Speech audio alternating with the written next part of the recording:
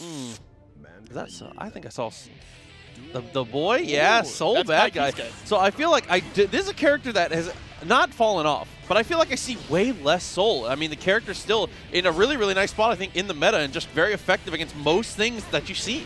Yeah, absolutely. He's still an incredibly solid character as well. We're already starting to establish that pressure against Ram in the corner here. But you're right, he has kind of fallen off. And I think that's because most Soul players just kind of feel like he's a little bit more boring now, right? They'd rather play other characters. They've moved on.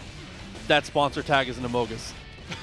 No I gotta way. move on, sorry. 50 meter available, is able to take the hit. Yeah, fast RC, very nice stuff there.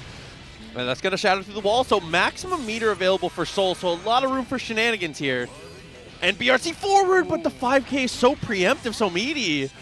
Oh, baits out the burst as well, and that is going to be a quick round one here to Arch. All right, so here we go. Back into it at 99 seconds here. A lot of the times, yeah, I like to see that from Soul. Backdash, step backwards, things like that. Looking for that 6S. But even with how strong your 6S is, you still have to be careful. Ramlethal, the queen of that exact spacing, just like that. Exactly. You're going to see Ramlethal throw out a lot of that far slash just to try and keep Soul out. That's where Soul really struggles in this game, is against characters with strong zoning. But able to finally get in. A beautiful backdash is going to turn the tables. Oh, went for the Vortex. Very smart stuff. And then delays with the 6P. A couple amazing guesses in a row, but Soul dropping the combo. Not missing a beat, though. Immediately establishing the pressure. Baits out the super. Should be able to. No, doesn't have enough meter to get the kill off that. Another beautiful backdash on the throw attempt there.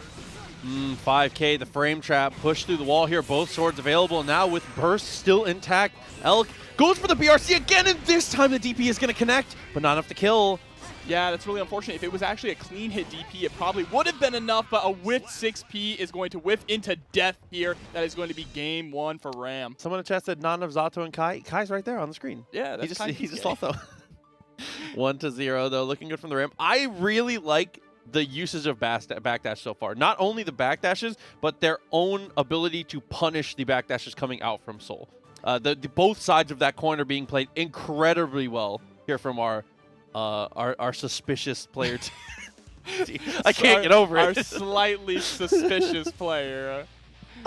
They're playing Ram. It checks out, right? Hey, NeuralArch, I appreciate that. You're gonna have to. I need you to DM me that exact thing so that I can use it. But no, I completely agree with you. Specifically with the defensive backdashes that they're doing, they're backdashing every time that Soul wants to go for a throw, because it can be very dangerous to try and backdash Soul. He can catch you with that 6S or with that far slash and lead it to a full juggle combo. Yeah, Elkmin already showing up really, really nice on the defense, though. The just block into the throw, a big adjustment that you have to show Rams very early on, but potentially going to close out this round absolutely with the headbutt.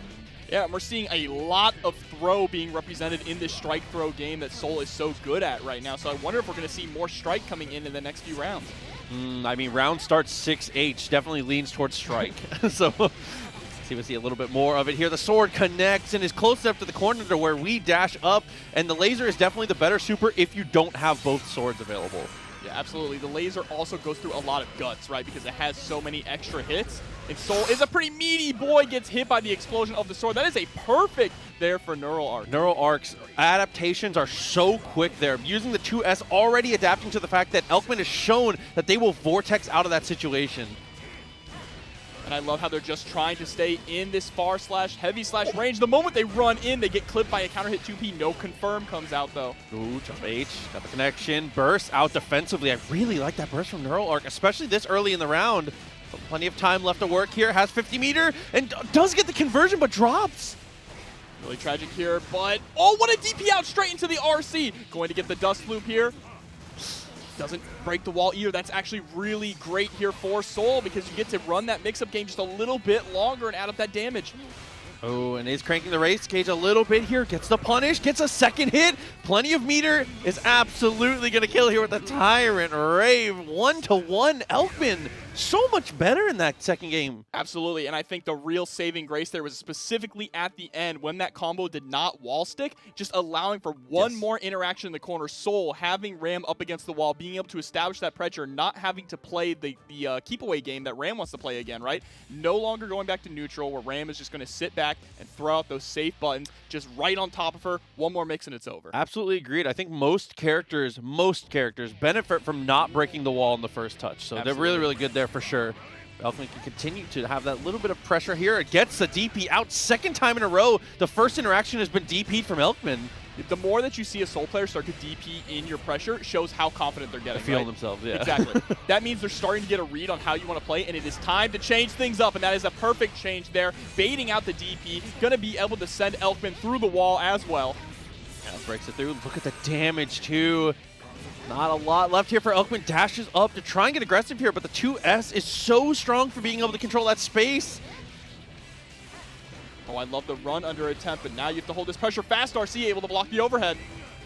Here again, looked for the 2S, but was a little too far. Footsies from that distance are just not playable for Soul. I mean, 6S can be effective, or you can just dash up and get the punish here with the clean DP, forces the burst. But did you see that little shimmy backwards out round start to actually avoid the 2S and then get the whiff punish? Absolutely phenomenal stuff. But now getting set back into the corner, has to hold his pressure, not if you DP out of it. Yeah, I love that DP. Dashed up, went for the far slash. Same situation as before. NeuralArch has already adapted. And intentionally doesn't break the wall, like we said before, looking for that mix-up. Throws the sword, PRC, beautiful PRC as well, just trying to bait out that exact situation, right? They wanted to block the Night Raid Vortex, and they did, but Elkmin is not letting this slow them down at all. 6S is going to catch on the counter hit, and that is the round. That is one of my favorite looking combos. 6S Gunflame Vortex is just so satisfying for no reason. I don't know what it is. Oh, what it's a so violent. It is. Everything Soul does is violent. Oh, the backdash on the close slash second time. It feels like that situation isn't coming up very often, and NeuralArch is still ready for it in every single instance. Able to get the overhead here, though, with the PRC. Just throwing out that close slash. There's the defensive burst to escape the corner. Okay. Investing the 50 meters here, throws the sword. Sword is a little too far away, but there's the throw, and now we are fully equipped once again. And there's only really one character that can handle Soul in this strike throw situation and do it as well. Oh, but there, the burst. Oh, and then just the run-up throw. Remember, a wise man once said, the further you run, the more likely the throw is to work. That's true. I mean, we see it with so many different characters. I mean, Ram is the #1 offender in the current meta of that dash up the road, just going for the long trot. I mean, her and Kai. Yes, absolutely. And I mean, the reason why that works so often is because specifically how volatile this game is, right? Yes. You're a lot more scared to press anything because getting hit by a big counter hit starter can lead to you losing 70% of your health. So you're just going to hold that back and see what happens. Oh, this is a take the throw game for sure. Depending on the character, you have to accept that sometimes you're going to take that chunk of damage, but it's better than something like this. 2D counter hit round start already to the wall, but not quite enough to break it. OTG gets the pressure as well, tries to go for a run-up throw of their own, but gets tossed right back into the corner, and immediately NeuralArch is just going into this strike throw game. Nice side swap with the Dust combo, though. They hit DP. Doesn't even go for the OTG. Wanted to get a better mix-up here. 2D connects, but there's the wake-up throw. NeuralArch on the close slash, too. A couple good mix-ups in a row here, and max meter. That was actually perfect, too. They actually went for the OS, right? The OS that no longer works. But because they had 100 meter, if they got the throw and got the OS, they could have just confirmed off of it exactly like they did. And a huge shout to Cinnamon as well for the Tier 1 subscription. 28 months. We appreciate the support. George told me he's coming out of retirement. Excited to see it, buddy. Excited to see you play, man. Hope you're doing well. Looking for the Gunflame. Oh, anti-airs the Fafnir JP, our favorite combo, but there's the high hit on the DP. Finally landing that throw. Going to go ahead and drift upwards to make sure that they have enough room to run under. Clean hit DP, sticks to the wall, breaks it with a 5H. Okay. A couple good just blocks in a row here. And yeah, again, predictability when it comes to block strings. You have to be able to mix it up a little more often. You see that Elkmin is DPing all of these gaps. You cannot, it's got to be more tight. And they did a really good job in that last round of actually baiting out the DP, but they're not doing it anymore. They're allowing Elkmin to escape from this pressure for free. Great backdash yet again, though, from NeuralArch. Yeah, blocked Fafnir. It just feels like the backdash is almost guaranteed here from NeuralArch. 5P easily punished there. It's going to go straight into the super. The lasers come out. Like you said, breaking through the guts pretty well, but not enough to kill still. It's going to have this positive bonus going in. Oh, a whipped gold burst. I actually really like the idea from Elkmin, but you have to think about what Ram wants to do in that situation, and Neural has been really... Kai, I think as the Kai player, you can have a lot of fun coming into this one. Just be careful about how you throw fireballs and about how you jump. That's really the #1 thing against Axel for most characters. Yeah, absolutely. I feel like in Season 2 of Strive so far, Axel feels like the most underwhelming character with the changes. A lot of the changes don't really help him out in the universal sense. So a lot of his matchups have gotten much more difficult. Specifically, Axel versus Kai is a lot better for Kai now, where he used to have a few little bit of issues. But that is one thing. You have to be careful with how you throw out that Scum Dipper, right? Because 2H counter hit is massive for Axel. It always has been. Doesn't spend the meter, actually. Going to continue to spend it out here. PRC jumps backwards, and JS, my beloved, coming through. Very well played. And the right way to fail, coming through with the Prime sub as well. Thank you for the support. 6H, yeah, counter hit plus frames, especially from that spacing, but gets his jump in and forces the burst out. I love the patience here. Also just staying at that 5P range.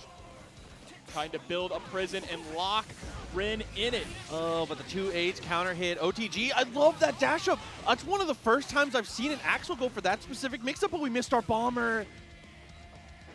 Remember, they did actually change the input of the bomber as well, so now it is just a fireball motion, right?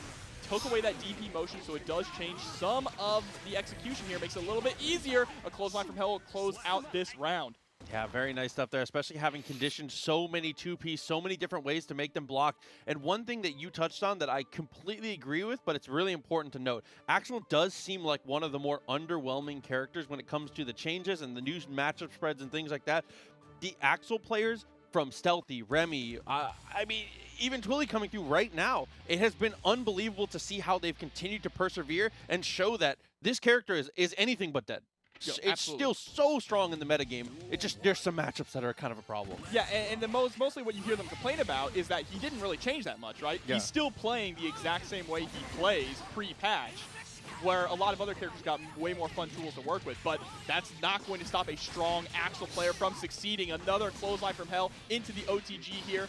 Beautiful 6K as well to stop the air approach from Rin. I was questioning a little bit Twillie not spending the 50 meter to go for more conversions after these command throws, but I think that Twillie used their last 50 meters for a PRC specifically for repositioning. I think that they're valuing the get out of jail free card more than the damage, and the more I watch it, the more I like it. Yeah, for sure. That is definitely something that you want to utilize as an Axel player because you don't have the greatest defense. Of course, 2K is an incredibly potent tool, but utilizing the meter just to escape from these scary situations is definitely the way to go. What a meaty 5D! Table sandwich, by the way. I see you, homie. Good to see you, buddy. Oh, but the wake up super is going to break out of trouble here. A lot of damage down, and the burst is available now. 50 meter also. Rin, I feel like we're not getting nearly enough stun dipper in a lot of these situations, especially from these weird spacings, but there we go. We found the hit, and we're going to find the kill off of this. Absolutely, and I like that you mentioned we're not seeing a lot of stun dipper. I feel like Rin was probably pushed off of it a little bit because the first time they tried to go for stun dipper, they were immediately hit by a big counter hit 2H from Axel. That might have shook them a little bit, thinking, okay, he knows what I want to do, and you're seeing that Twillie is trying to fish out with this 2H as well. It's just a normal part of Axel's toolkit that he likes to throw out on that ground game. Okay, 2P, very nice. Got the counter hit, dashes up, and yeah, opts for the knockdown. Very smart stuff. Pressure here, gets the throw. Oh, that's my favorite. That's my favorite change, and I'm so glad to see Rin using it there. Goes for the stun dipper, went for the close slash, but there we go. Nice open up. Close slash actually whiffing there was kind of insane over the underneath the Axel JK. Okay, clothesline once again. OTG, putting back to neutral. Twillie, one more touch. Hit, but a burst out immediately, and now you are back into this zoning game here. Oh, yeah, and just like that, Twillie, all you need to do is position in a way that is aggressive enough to make them think that the Renson is coming, is your win condition there, and just works it perfectly. Yeah, one thing I feel like Twillie needs to, or excuse me, Rin needs to do is that Rin feels like they're trying to rush in a little bit too much, right? They're not thinking too much about their approach. It may seem a bit counterintuitive against Axel, but kind of slow it down a little bit, right? Yeah. Think about what the Axel player thinks you're going to do, what buttons they want to throw out, because Axel players kind of have a pattern to how they rotate the air and ground defense, right? Yeah, also, I mean, the classic Ryu DPing a Dalsum limb from full screen, right? Stick that elbow out sometimes. 6P can beat 5P from Axel depending on how you go. So a lot of times you can get a weird counter hit that's very much in your favor. Absolutely. There's a nice jump in though. This is the start. Even the wake up burst from Twillie gonna go ahead and reel you in. Okay, though. Try to go for the instant air dash. Was too low to the ground, though. Axel, master of anti-airing from all those weird angles. The only place he really can't anti-air is directly above himself. Yeah, he has to jump like that and kind of decline the situation. Good defense here, though, from Twillie, trying to post out. Gets hit by the stun dipper. And a nice combo here from Rin, able to close out the round as well. If you do the old B&B, that doesn't kill. Really nice on Rin to use the new changes and access that damage. Very smart stuff. And wasn't expecting the frame trap there from the very unsafe Snail. Yeah, one strong tool to use Stun Dipper in a situation against Axel is actually once you block something, right? Because normally Axel is going to try and throw out something else to catch you either jumping or running forward. So if you can Stun Dipper in low profile a 5P after blocking a 2H, that is one way to get in. But right now, Twillie is doing an incredible job at keeping Rin out, even with their back up against the wall. Okay, I like that 5P check there. The autopilot there is the flip kick. The command throw comes through, and Twillie is a million for a million on these. One hit Stun Dipper, extend that combo. Very nice stuff here. Doesn't get the OTG. Now we're forced to look for one more interaction. The throw's not quite there. Oh, and runs right into a big boot. And now we are on set point here for Twillie. I like that big, sticking to the JBL theme. I like that. The throw, dash up, 2K, 2D, no mix-up. It's just immediately going in for it. But now, with that, we've kind of conditioned Rainwater here. So look for that as a potential set closing situation. Dagger pressure here with the throw. Tries to go for the meaty 5K again. What a counter hit into the clothesline from Hell yet again. And that's what I'm talking about the way that Rin is playing. Because I feel like Rin's mind is running a bit too much of how am I going to get it, how am I going to get it. They're getting caught constantly here by these command grabs. Okay.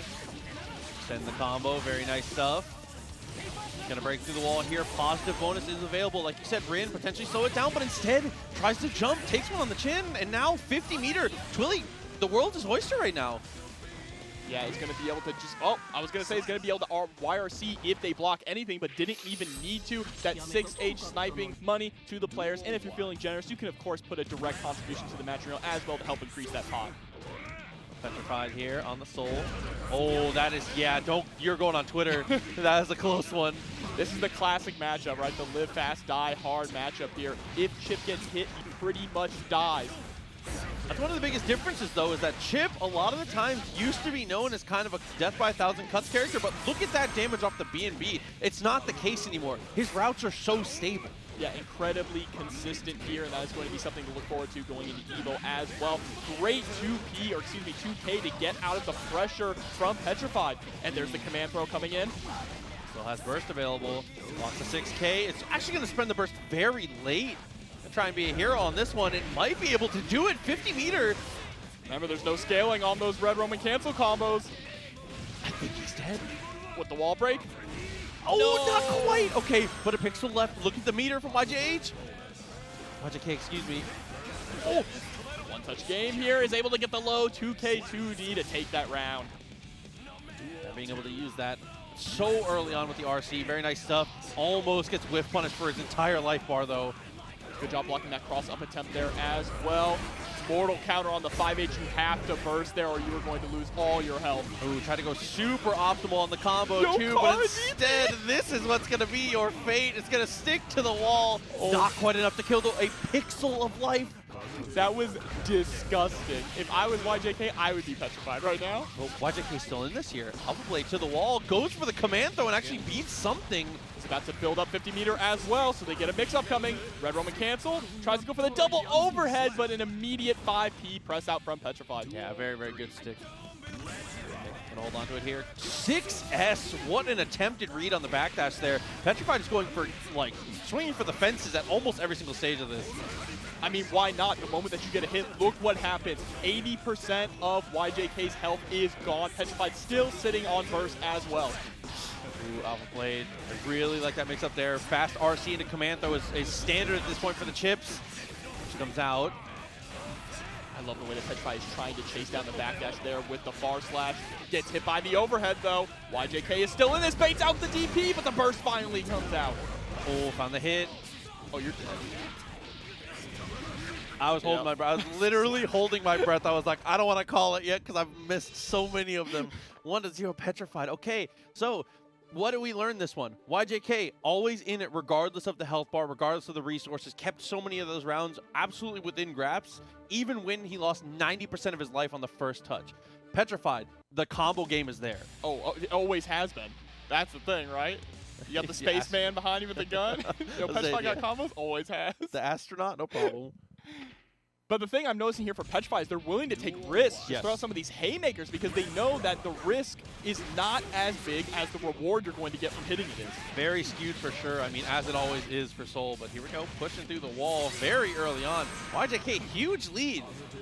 And this is something we see from Chipp players like the likes of Marvello, is having access to positive bonus. Sometimes you can just close out rounds on the virtue of a good gapless block string.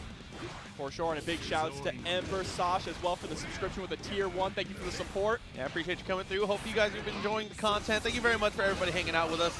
And that burst is so unfortunate. It's going to lose out on it. And now Chipp is going to be able to take a walk on the wall. And that is going to be the finish. YJK, an explosive round. I cannot believe that burst happened right after a trade as well. YJK got a burst bait completely on accident. Able to get the low here. Should be able to break the wall as well. Counter hit low Rekka from that distance. Look at the amount of damage. Rekka is the best starter for Chipp. But Petrafied with no fear, immediately running up at that round start situation. 2K, 2D, gonna push us back. Almost gets a whip punish on the 5K. 5K there. Hold on a little bit. Trade comes out. Tries to go for the Fafnir. Both RCs are spent, but that's a really important note there. YJK is close enough to Petrified for the slowdown to actually connect. So with that slowdown being there, the whiff punish is just free.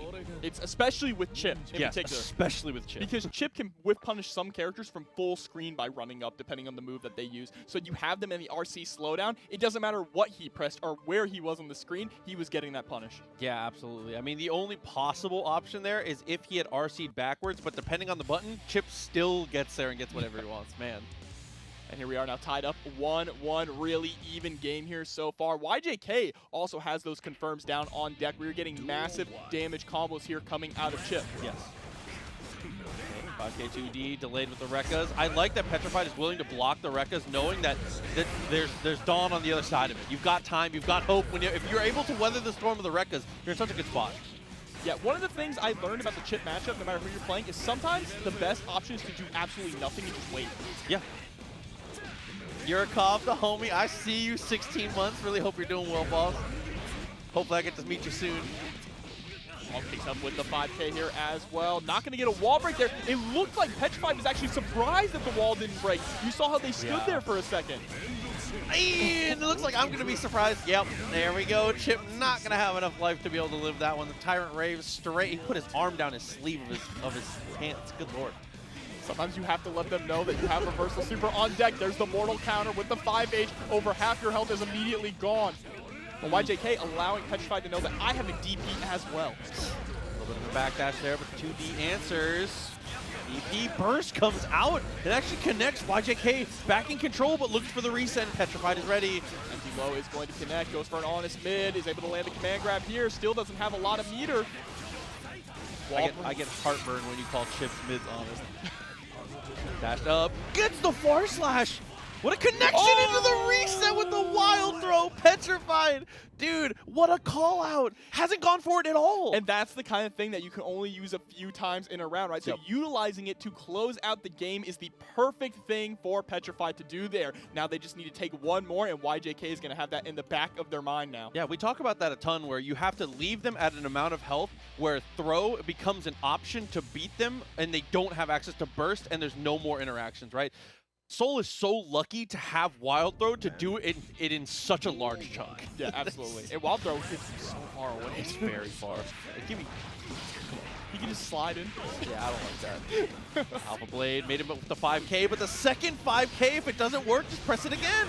Yeah, able to catch him with the far slash afterwards too. And the use of 2S there to stop the forward momentum of Chipp is really impressive right now for Petrafied, but unfortunately a bad Bandit Bringer is going to put them up against the wall. Gets hit by the overhead and about to get sent through the wall. Ooh, that's J8. That was a nice little optimization there, but even, not actually through the wall here, Petrafied. Going to choose to fight out of this and get the connection. No. Oh my god! shot, and they get the OTG with a 6H that kills. Goodbye.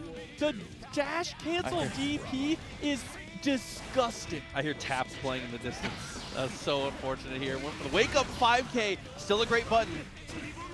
Oh, and this time does not fall for the delay. YJK, very nice stuff as we get into the vortex. K2D working out again, but there's a wake up DP able to swap sides as well. Probably not going to break the wall here. That was like the extra variant. Yo, we got dust loops. Dashed up and finds a connection. Burst comes out. Very nice stuff. Petrified looking for that one more touch here. Potentially going to seal the set. Still has the mirror to keep the pressure on, though.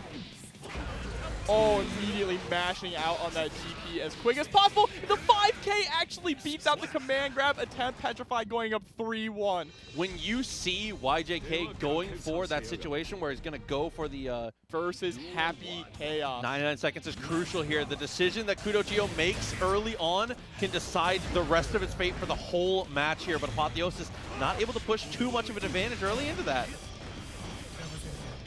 Immediately throwing out the clone here, and of course the big change to Happy Chaos is that when they are further away, their focus gauge goes down a lot more, so they have to play more of a leaping in and out gameplay. Dude, a huge shout to, well, if I saw that correctly, that was Synerd with a $25 contribution to the match arena. Synerd, holy moly, thank you, dude. Thank you so much for the support. Here we go, getting set through the wall. Not able to actually pick up there after the super focus. 2K2D though should be able to close this out, absolutely. I love 2S focus super is, I think, incredibly strong for being able to poke. It is like the least committal way to swing in a situation like that. Okay, another 2K2D coming out of the perfect area. Isn't able to bait out the burst, now has their back up against the wall. Apotheosis is able to land that 5D, but didn't have any meter to convert anything off of it. And now Kudo immediately fighting their way out, but a bad burst here is going to get them sent right back to the corner. He's not going to spend any meter, though, actually. Okay, spends it afterwards. Tries to go for the fully charged 5D, but it does not work out because the OTG had already come out. Here we go. Throw for the punish, actually. And yeah, the reload. Using the reload to frame kill is so important because there you see 3 bullets into the reload. It's a guaranteed meaty from there. They spend all their meter, though. They still have this corner positioning, but what a backdash on the gunshot into the throw. Apotheosis is kind of nice. Nagoriyuki, one of the better backdashes in the game, especially for being able to just use it like almost like a spot dodge. Absolutely. Of course, has way more invincibility frames. Well, I should say way more. Has a bit more invincibility frames than the smaller characters, but that is a really tragic blood rage. You're going to take a ton of damage on this and go coast to coast. Shane McMahon getting sent through the wall here.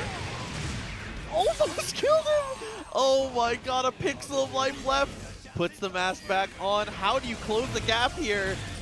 Beyblade is a good start. Look, you've already blood raged once. Might as well go ham at this point. Yeah, but unfortunately, with the reloads here, it's not able to find a gap, and the burst timing was good because bursting right as the shot is about to come out is the best chance you have because there is a set amount of time between the shots that he can take. Yeah, absolutely. And especially, you know, the fact that when he's so far away like that, too, he only gets a few shots as compared to last season when he could just shoot all day standing back there. So far, honestly, it's been KudoGio, top to bottom. Just not even factoring in the mismanagement of blood, it just, the momentum has felt so much in Happy Chaos' favor. Even to the point where Apotheosis isn't really dominating 99 seconds like we see from a lot of Nagoriyukis. No, yeah, he's actually allowing KudoGio to get the first move, just like that. A little dash up 2S. I think he's afraid of getting counter hit by something and then getting set into that mix-up game that Happy Chaos is so potent at, and there's a throw into the corner. Yeah, but giving away the 2D is having the same result here. We already adapted to the backdash as well. KudoGio looking incredible, and yeah, try to go for a hell of a shimmy. That was like 4 shimmies back and forth. There's the PRC, is gonna get the sucker punch through the wall. That's death. Just gives him a little slap. Just the tap, you know. Yeah. All right, still having burst available too. Backdash round start, again being very passive. That's a good throw to start this pressure. Counter hit Beyblade is definitely going to force the burst out there. Blood rage, but he lands it. Yeah, KudoGio missed spaces there. Tried to go for the instant overhead, but was too far. And 6H connecting saves the day. Still has to hold all this pressure though. Burst finally comes out, tries to chase down with the clone, but Happy Chaos' own clone is going to prevent that. And it's so unfortunate too because Clone Fukio, if it doesn't work, utilizes a massive amount of your blood here. Clone and Fukio being two of the most expensive. And now just looking for Chipp and gets the backdash 5K. That was a incredible backdash 5K actually, because if they got shot not in the invincible frames of their backdash, that round was over. 2S didn't work it out. This is on. Apotheosis on the offensive here at round start. We got swag combos as well. Yeah, didn't have blood to spend, so couldn't go for the normal optimal stuff. Really, really good optimization from Apotheosis. But now we've seen him be so passive in these situations. I want to see you get on him here. I mean, you're going to get a ton of blood back for that super at the wall as well. Unfortunately, they immediately get tossed into the corner. That 5P has landed nearly every single time. Has to hold all this pressure. YRC out, 5P mash. Okay, a little bit of a Tekken slowdown whiff there, but sticks to the wall again. 3 bullets on the reload, so it's a guaranteed meaty. Again with this slump, and you know KudoGio is just going to keep him stuck there as long as he possibly can. You do not want to break the wall and go back to this neutral game with the Nagoriyuki. Curse lands, and that might just be curtains here. Look at the meter too. KudoGio in such a good spot. Got too aggressive. KudoGio got way too aggressive and paid for it. Apotheosis tying this up 1-1 here. That might be a sign of times to come too, because like we said, we've been, the major criticism has been a little too passive from Apotheosis, not enforcing his will the way that Nagoriyuki kind of has to. That was a hell of a mash against like Happy Chaos with that much meter. Yeah. I mean, Happy Chaos could have gone for anything, whether it be a run-up throw, stop short 2S, yes, right? And they had anything to cover them, whether it be a red Roman cancel, a YRC, a PRC. That was a huge risk for even a low-risk button from Apotheosis. But KudoGio immediately starting with that 2S. Wow, a Beyblade all the way across the screen is going to force the burst out of KudoGio. The connection, 2D. Hey, my God, and the shimmy does work out this time. He's going to get sent through the wall here with the Deus Ex Machina. I like the rotation of options too. When there is the slump, just going for the reloads for the meaty. When there's not, just going straight in for the super to break through. And this positive bonus is enough to make the difference here. KudoGio threatening, going up 2-1 now. Round start, we finally see the DP come out from Apotheosis. That is the big threat. Nothing really beats round start DP from Nagoriyuki. But you know what beats the pressure out is a gap that a 5P can fit through. Goes for the dash cancel there, and yeah, okay, burst from Apotheosis actually at the end of the combo. He actually hit the clone with the JK, but was still able to land, and I didn't think KudoGio realized that the clone was destroyed, so got hit by the 2K2D. There's another 2K2D, speak of the devil. 5K, a little too far, RC forward, and the shimmy this time. It's Apotheosis taking advantage, but there's a YRC, a great use of the mechanics. But again, Apotheosis a little more aggressive with the defensive options, backdash into 5K. Starting with the DP at round start again as well, but this time KudoGio immediately starting off advancing backwards, or I should say retreating backwards there with that curse. Okay, use the clone actually just to break the actual clone from Kudo. 5K, extension, tries to go for the shimmy again, Apotheosis falls for it this time. Deus Ex Machina gets sent through the wall. Pulling out both guns, love and peace. Oh, trying to go for the hop. The roll through is going to work here. Has enough meter to close this out with another super.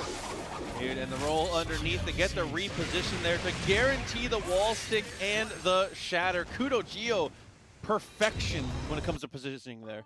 That was such a disgusting little mix-up and combo to swap sides and then swap back to make sure you get the wall break. Okay, KudoGio. That's been the nicest thing about Happy Chaos here too, is that with the changes, that's how you need to be playing. Yeah, he's a much cooler character now. A running gun character rather than a shooting range character, Let's keep it real. He still can just shoot you from full screen for a very long time if you don't know how to deal with it. Exactly, but it's a lot easier to deal with now. Way he doesn't get to easier. do it as long as he did before. Not the trade you were looking for there. Burst for momentum and tries to steal the turn, but KudoGio said, I'll take the throw. Oh, go Fukio backwards there to try and bait out the burst from KudoGio, but KudoGio not going to bite. And now you're going to get sent all the way to the other corner here. What an extension. The 5K dash cancel with the shot was just perfection. These combo routes are so sick. These are looking like DNF combos a little bit. There's more cracked Ranger. What is going on, dude? Oh, tried to bait out the DP. Oh, excuse me, the burst really hard. Gets it on the second attempt, though. Hey, dude, burst available. Plenty of resources here. KudoGio in a good spot. Oh, I mean, was in a good spot. Now kind of in trouble here. Already pressed to the wall, but ooh, good stick out with the 2S. They seem to always know when to press out of Nagoriyuki's pressure. Their mashes are unreal. I couldn't agree more. No, it's a bar. That's not mash. That's a I bar. say mash affectionately. I'll have you know. I say mash because I'm jealous. Half the meter gone. Kudo dashes up. Tried to shimmy, but that's a mash this time from Apotheosis. Able to get him to the 6K and the pickup as well. Didn't get out of the stagger. 5D, get them up higher to pick up with the 5K, but the burst comes out. Oh, and the clone! It was clone PRC. I don't think Apotheosis saw it, so wasn't ready for the situation. And about to get sent through the wall with another Deus Ex Machina here. But enough. 50 meter BRC forward would be a pretty decent option here. But never gets the opportunity and gets shot immediately after the BRC had already aimed in. I'm actually shocked that Apotheosis got a rocking that Leo up against. I missed the name. I read the Cheeto though, but I do see an Eno. Eno versus Leo is tough. I mean, DP is the equalizer here, right? Yeah, it's going to be absolutely. how Eno can manage Leo's DP. And I mean, she is kind of the queen of safe jumps in her pressure. So we're going to see how this works out here. Love the blue color. Really nice. Oh, so Leo, man, this character's busted. I don't care. I'm gonna just say it. I'm gonna keep it real with y'all. His character's so good. Leo is in such a strong spot, I think, still to this day. No, he's still incredibly strong, but probably not in like the top 4 anymore, right? But that's okay. Still really solid. This game is very well balanced. It's gonna be Larry Cage rocking Eno here. Eno has been one of the characters that was one of the biggest losers of the patch, I feel like. Not only because of her problem matchups getting nerfed, but a lot of the changes to her specifically just feel kind of odd design-wise. You mean and like I'm an Eno hater, so that's tough for me to say. You mean like heavy stroke not being plus? Yeah, a lot of stuff like that. It's tough. She can still mix you up with the best of them though. Tries to go for the multiple overheads here. Not going to work, but that overhead is. And now you're going to get put into the wall. Yeah, it's going to break through here. Super comes out. It's going to get a guaranteed run through into a meaty here, but there's 50 meter for Larry.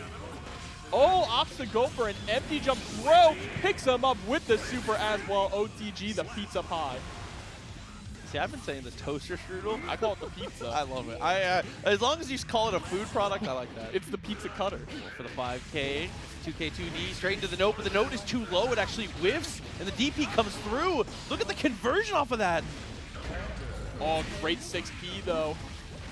Eno in the conversation for one of the better 6Ps in the game for sure. Still has that. Yeah, and the reaction time you need to be able to actually 6P the axe kick is unreal as well. You see, that's what I'm talking about. It's how Eno is going to handle DP. Throwing up the note and Cheeto immediately DPing into the note is a really good start here for Larry. They just need to keep that pressure up. My God, and the delayed charge charges the Psycho Crusher to nearly full and is able to break through. So now, round 3 here. Larry Cage doing well, but this is not a great start. It's called trying to backdash there from the run through. Throw. Watch out for that overhead. There it is, right on cue, but not able to pick up. That's going to allow Larry Cage to fight their way here out of the corner. The double overhead, but unfortunately Psycho Crusher pushing too far. Still has the 2S, but after the burst, reset to neutral here. That micro dash 2K is putting in so much work right now for Cheeto. Tried to unstance there. Maybe was looking for the burst, but couldn't quite execute fast enough. Even hit with the very tip there. Gets the 2H to close out the round, and that is game 1 to Cheeto. Yeah, looking very, very good here, finishing off that first one. And not really crumbling to the pressure, which is the most important thing against Eno, right? Absolutely. I mean, she has some of the strongest mix-up tools in the entire game. Doesn't matter if she's still nerfed. I still don't block her. Yeah, no, absolutely not. I mean, that is just... a lot of the things that she got nerfed about, you still have to deal with a lot of her strength, right? The instant overheads, the safe jumps, she still can just maul you and have an unbelievable amount of pressure. It's more just that she does not steal turns as, what's the word I'm looking for? As frequently? Yeah, I was going to pick a way meaner word. It does not matter which Guilty Gear game it is, you are getting hit by the Eno mix-up. Oh, yeah, right? absolutely. The ancient Marvel proverb, you can't block forever. I will hit you eventually if you keep blocking. And there we go, winning out the footsies actually with the 2S, which is not easy against Leo. We don't talk about Leo footsies a lot, but man, the character kind of moves. His footsies did get nerfed though in this season, right? So that is definitely something that Larry Cage is using here to their advantage. Immediate Fortismo. It gets blocked, but that's all right because you get so much advantage off of it. And is looking for the overheads here. That micro walk forward. Able to get a little bit of an extension. Still not enough to kill, and the Psycho Crusher also not enough. Oh, the fake out on the overhead straight into the low. Larry Cage.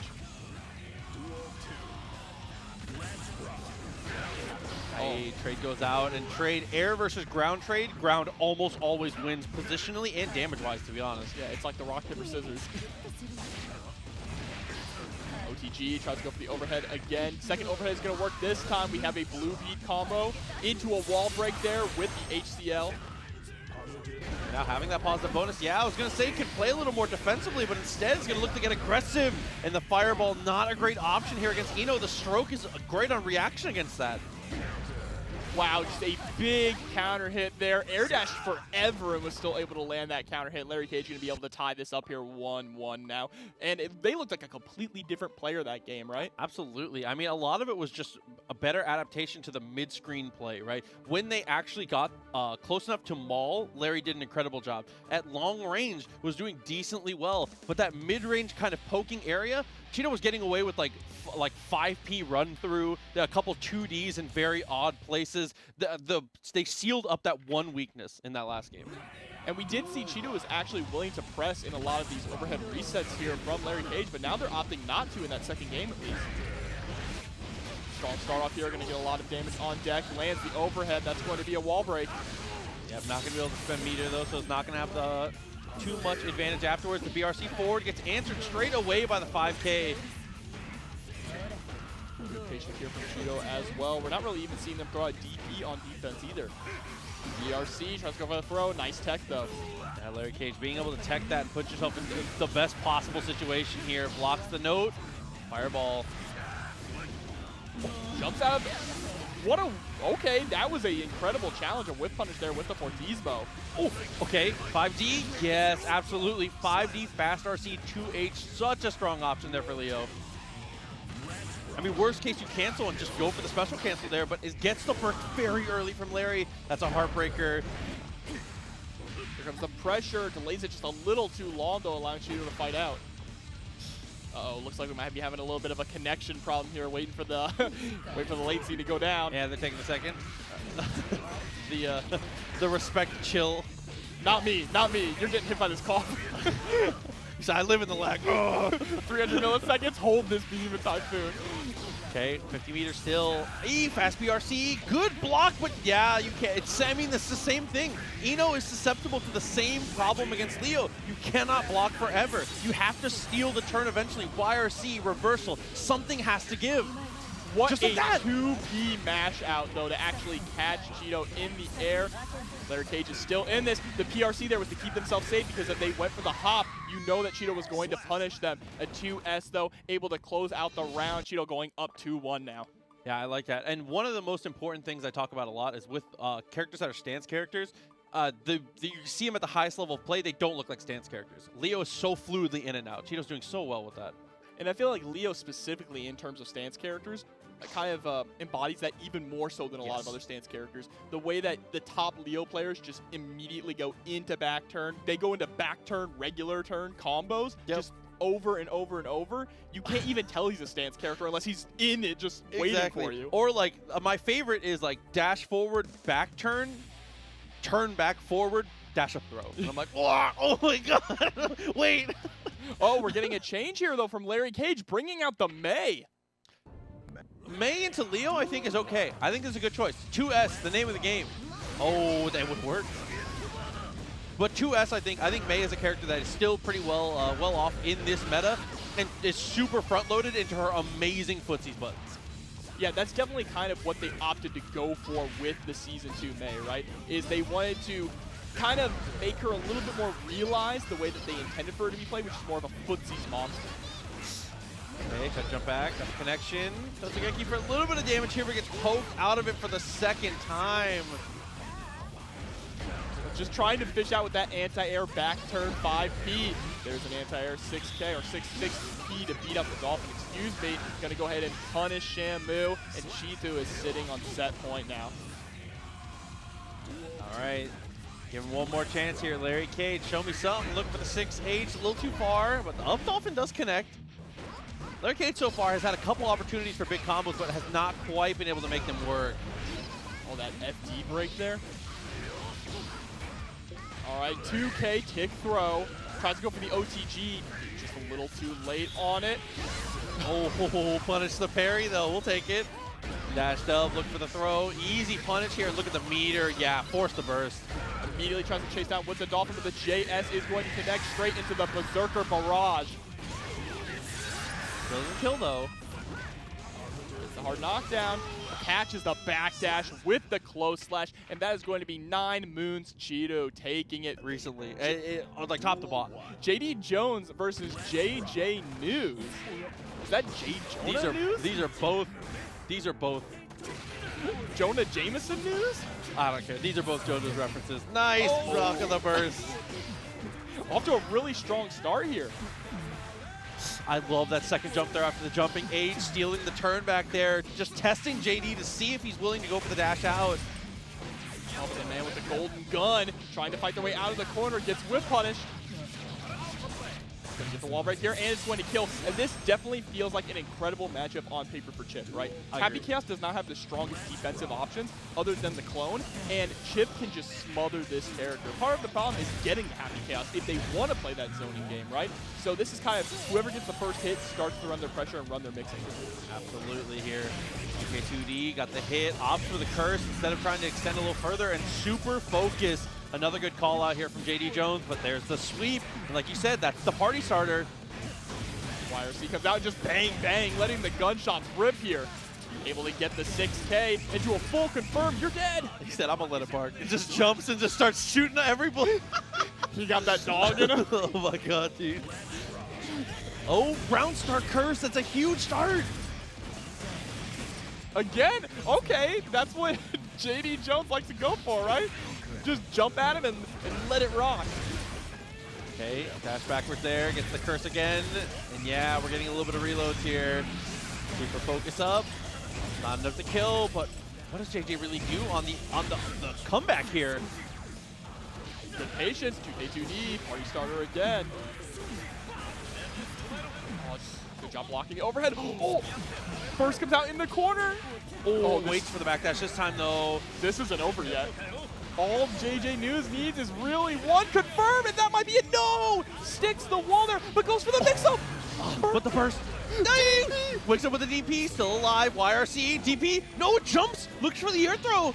Oh, the 2K2D. What is that round? Dude.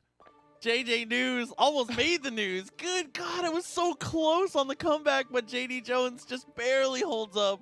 The awareness there from JJNews to realize that Happy Chaos was going to go into the slump. I didn't even realize it because the way that Happy Chaos sticks to the wall, he's raised up more than other characters because he's upside down. Yeah, so it doesn't look like he's going to slide down, but JJNews is like, nah, I know this. I've been in this situation before. Yeah, and good on JDJones to recognize the burst was coming and just able to get it out in a timely fashion. Whew. That's tough. Oh my God. But we're gonna jump straight into the next game, that was though. Game 1. Yeah, that felt like game 2. I just aged 6 years. Another party starter here goes for the dash cancel. We're already to the corner, and that is a 2D starter.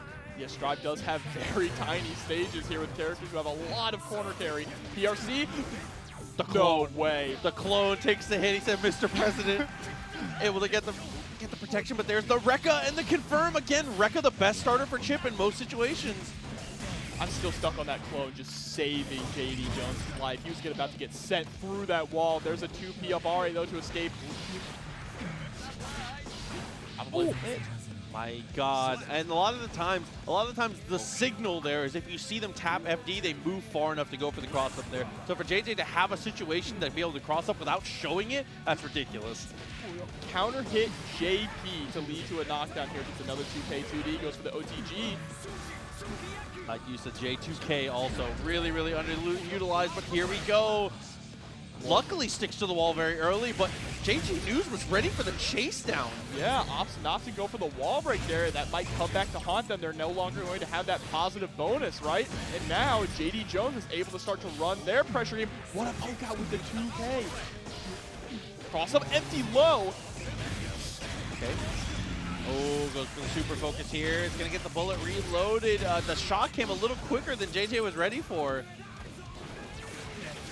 There's the whip punish as well. JJNews able to tie this up 1-1. And I got to say, this is some of the nicest Chipp mix-up I've seen in a long time. Yeah, a lot of this is just, and it's not like too reckless. I feel like most chips, the percentage of chips is either you're playing like that kind of footsies type of style, slow, like not necessarily slow and steady, but kind of running in and looking for the footsies, or you are maybe too aggressive. I feel like are the two styles that kind of go a little too far. This is like really nicely aggressive, but not over the line.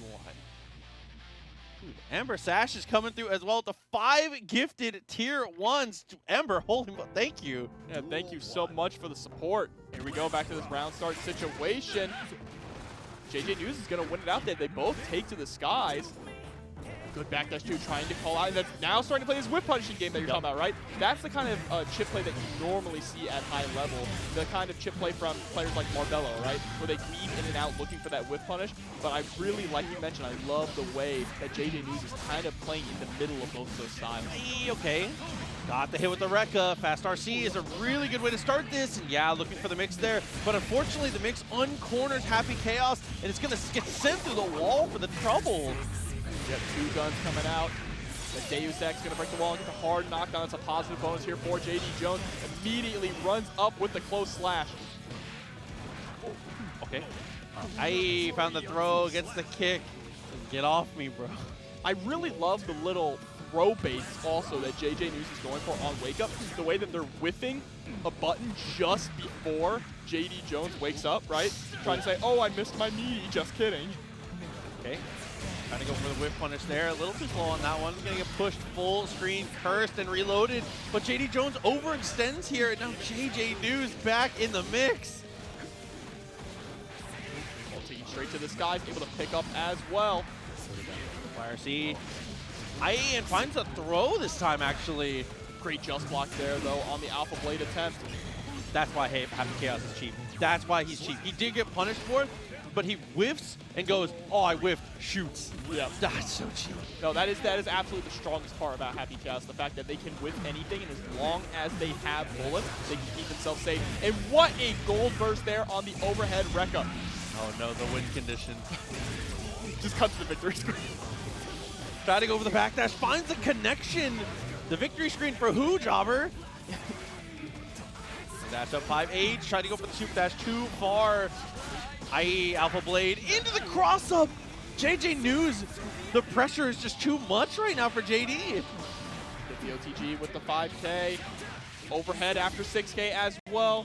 Not gonna break through the wall, goes for the slump. Run up low, that's gonna do it there. I love that. JJNews in so many of these slumps has gone for some of the most complicated, crazy wall sticks. This time he says, check your feet real quick. And a big shouts to Twillie the Kid as well for the Prime subscription. 4 months. Thank you for the support. Twillie, the Axel from first game, I think. Really, really solid play today. I'm pretty sure you were the Axel. Yes, it was. It was really fun to watch you play. I love getting to see Axel.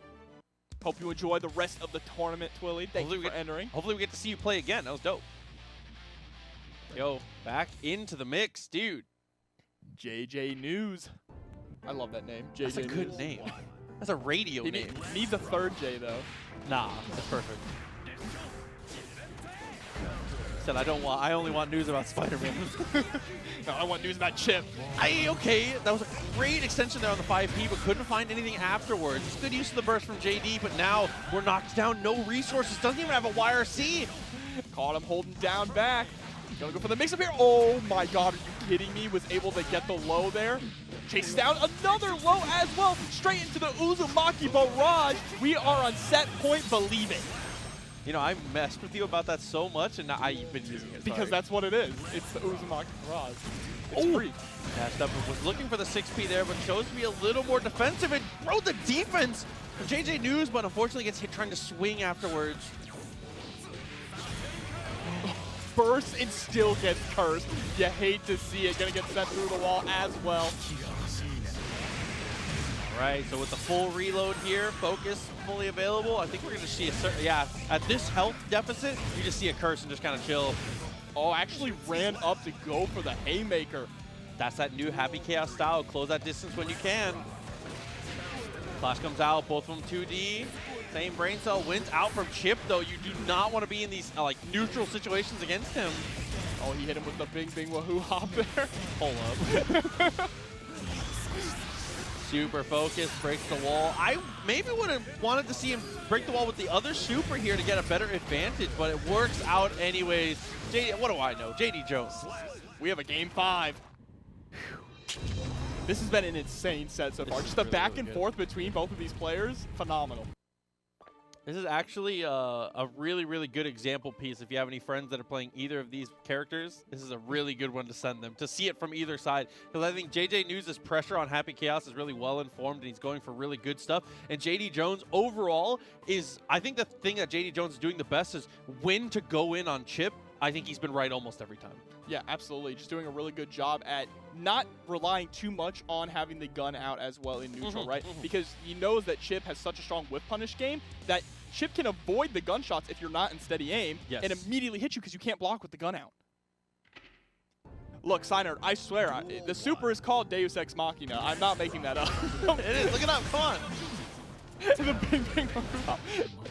That's his J2K. J2K. It's his Super Mario hop. He's in the Goomba. Hey, the Rekka! These options select the backdash? That was disgusting. 6K connects, but JDJones kind of gets away here. Oh, but not for long. And resets. What a statement of a mix-up. Yeah, set point here now for JJNews has pretty much been landing that 6K every single time. JDJones has been holding down back for their life. Ooh, backdash punished right away. Trade comes out. Right, clone is out. Oh yeah, immediately there with the 2S, the moment that you see Chipp run up, but drops the confirm. Really unfortunate. Oh, okay. Trade comes out. Use of the dash up block is what you have to do here. And I like that JDJones is delaying some of these shots to try and see how much meter he can vamp from JJNews. But here we go. Corner pressure's on. What a backdash. Final game, final round. Dude, JJNews even waited for the backdash, but it wasn't quite long enough of a wait. So now all down to one decision here. First is up. Immediately into focus. That could have been monumental there. 2K 2D. Time for JJNews to run the mix-up game. Oh, and I like that. Goes for a weaker mix-up on that one, but gets the positioning here all the way to the corner. Sometimes it's worth it, and there we go. Burst is available. Tried to bait it. That stagger, but now they are having to block this full screen gunshot. Catches him trying to run in there. What a confirm. Drops the 2S. Still okay though, found the throw, one more touch. Anything will do it here. Plus frames off 6K! I love the backdash. JDJones had such a good idea because the throw seems obvious. It seems obvious, but it really Leo is. versus Soul, where I said sometimes the more things change, Jobber, the more they stay the same. The battle of the two Gorilla Kings, right? Leo and Soul, there's the overhead immediately forcing the burst out of Petrafied. And this is going to be the DP wars as well. How real is your pressure, right? How willing is the opponent to just DP out of all that pressure? Great whip punish there on the 5K though, and there's the DP immediately. Okay, push the wall, 5H, very nice. And that's a good burst point actually. Yeah, still pretty even in life. What a counter hit there, push towards the corner. You have a ton of meter left, doesn't spend it actually, and gets hit by a DP. Yeah, huge miss out there. That was really uncharacteristic of Petrified. I think they were trying to go for the clean hit DP, but if they instead went for the side swap, they would have been able to break the wall and close out the round. And they're going to pay for that. Yeah, two weird situations that are kind of playing catch with that one. In the end, it is going to come home to the Leo. And there we go, 2K, 2D into the Gunflame whiff, but yeah, that DP is not meaty enough. Oki is not real in this match. Okay. Stagger pressure here with the S button. US really good at footsies. RC, what a call out there, knowing the guard point was going to come through. First to maintain corner positioning though. Gets tossed into the corner now. And that's what we're talking about here. That unstance so smart. Doesn't hit confirm though, goes straight into it. Yeah, but you get those plus frames there and able to take the corner as well. Why does he get that? Why? He had a hard time opening people up, so. He just gets to do overhead super and then be like, you know, today I think I'll run through. Come on, man. Nice mix-up, though. That's dope. Got the hit. You remember. I'm a hater, I'm sorry. Leo had a hard time opening people up, so we gave him everything. That is the greatest weirdest, patch note of all the time. weirdest thing I've ever seen in a patch note ever. Like, what are they playing in there? What Guilty Gear Strive were they watching? I don't know, dude. Why is Sol a bad guy? I don't know. We got a lot of questions here. Well, you see, just because he's a bad guy doesn't mean he's a bad guy, all right? All right, Guy, hold it in. 1-0. Using that fireball. It's one of the hardest things against Leo is throwing fireballs, actually, because he's not a great zoner himself, but he's an amazing anti-zoner. Absolutely. It's one of his best tools to get in. He can throw up that fireball and follow behind it. But right now, Sol wants to do absolutely no zoning. He wants to do some punching here. Oh, okay. Good confirm there off the counter hit. Bandit revolver. Not going to be quite enough to... Oh, never mind. He had 100 meter. I was looking at the wrong man. Oh, what was that? I delay, Gunflame, holds on to it, burst is available, don't spend it. Yeah, 5K, very nice. That was terrifying. Yeah, and went for that throw while Sol was still in the hit stun, too. Or the block stun, I should say. So the throw whiffed, really unfortunate to see there. There's the DP on the BD attempt as well. Remember, OP is not real here. 2 for 2 on DPs on Fafnir's also. It's just that specific option has been one that has just not worked out. Hey, but the delay! Dude, the Season 2 mix-up. Grabs the run through. Now Chio's gonna have to think twice about going for that option again. Runs up the 6S. Goes with the delayed one again. Fast RC into the overheads. Chio doing a really good job keeping patience here with these blocks, but gets counter hit. The Petrafied just content to push 5S, knock on the door 24/7, and why not? That whole pressure string started with like 65% meter for Leo. And he just knocking on the door, trying to bust through, pushed him all the way down to where he didn't even have an RC. Yeah, and now he's tied it up here 1-1, but he's going to have to knock a little harder to take this 3. Go with a 1-1. See if it can continue here. This has been really back and forth. This has been a really good... I know that I say this every single TNS jobber, but this has been a really good... TNS goes crazy today. Yeah, I mean, TNS is the best place to watch fighting games. I might be a little biased, but I believe it. Okay, 5K. Oh, one good 5K deserves another here. Good answer from Sol, but couldn't find anything off of it, but does find a burst on the table, you know. Grabs the run through yet again there. Tries to go for the safe jump option. Good defense here from Chetoo. Oh my god. Okay, Petrafied has the grab on run through downloaded. Do not run through this man anymore. Flame out. Oh. Yeah, guard point assist has not been working out too well here, but the follow-up comes through, and this super is going to get the shatter here, so a huge situation coming up. 50% of the health already gone for Petrified, but we do have a DP in the stock, but we might not need it here. Gets the clean hit. Oh, tried to backdash, but you cannot backdash from that close. Rage grabs the run through. Chetoo, my brother. Don't do that again. Petrified has said no more run through. We're not using that tool. 3 for 3 on Fafnir's. It's just not working out. We got to lean off of it into a different option here. And there, the guard point finally works out and actually gets a burst out of it. Jumps right into the fireball as well. Wow, a really telegraphed jump and still able to get the counter hit JS. Oh, the buffer. Buffer in that DP. Speaking of DPs, there's a clean hit. DP baits out the burst! Confirms, 5K, not enough. Oh my god, with that heavy left. Runs right into the knuckle sandwich there. Okay. All right, Petrified is kind of on fire right now. Yeah, it's looking really good. I mean, Chad is saying it, and I couldn't say it better. The throws, dude. The throws have been just dominant, continuing to know exactly where to be in the right places and pressure at the right times. Needs to stop going for Fafnir on meaty, though. Yes. It is lost every single time. Yep, absolutely. He has not blocked Fafnir a single time. Because it's just You His could see reaction it, time yeah. is really good. He can just watch and DP it. The Okay. first one? Okay, never mind. Hold on. He's a genius. What I do know we know? nothing. Jumped in, pressure's back on. IE Vortex. A little interesting stuff. Yeah, didn't even have to spend meter because Chetoo was respecting this pressure so much.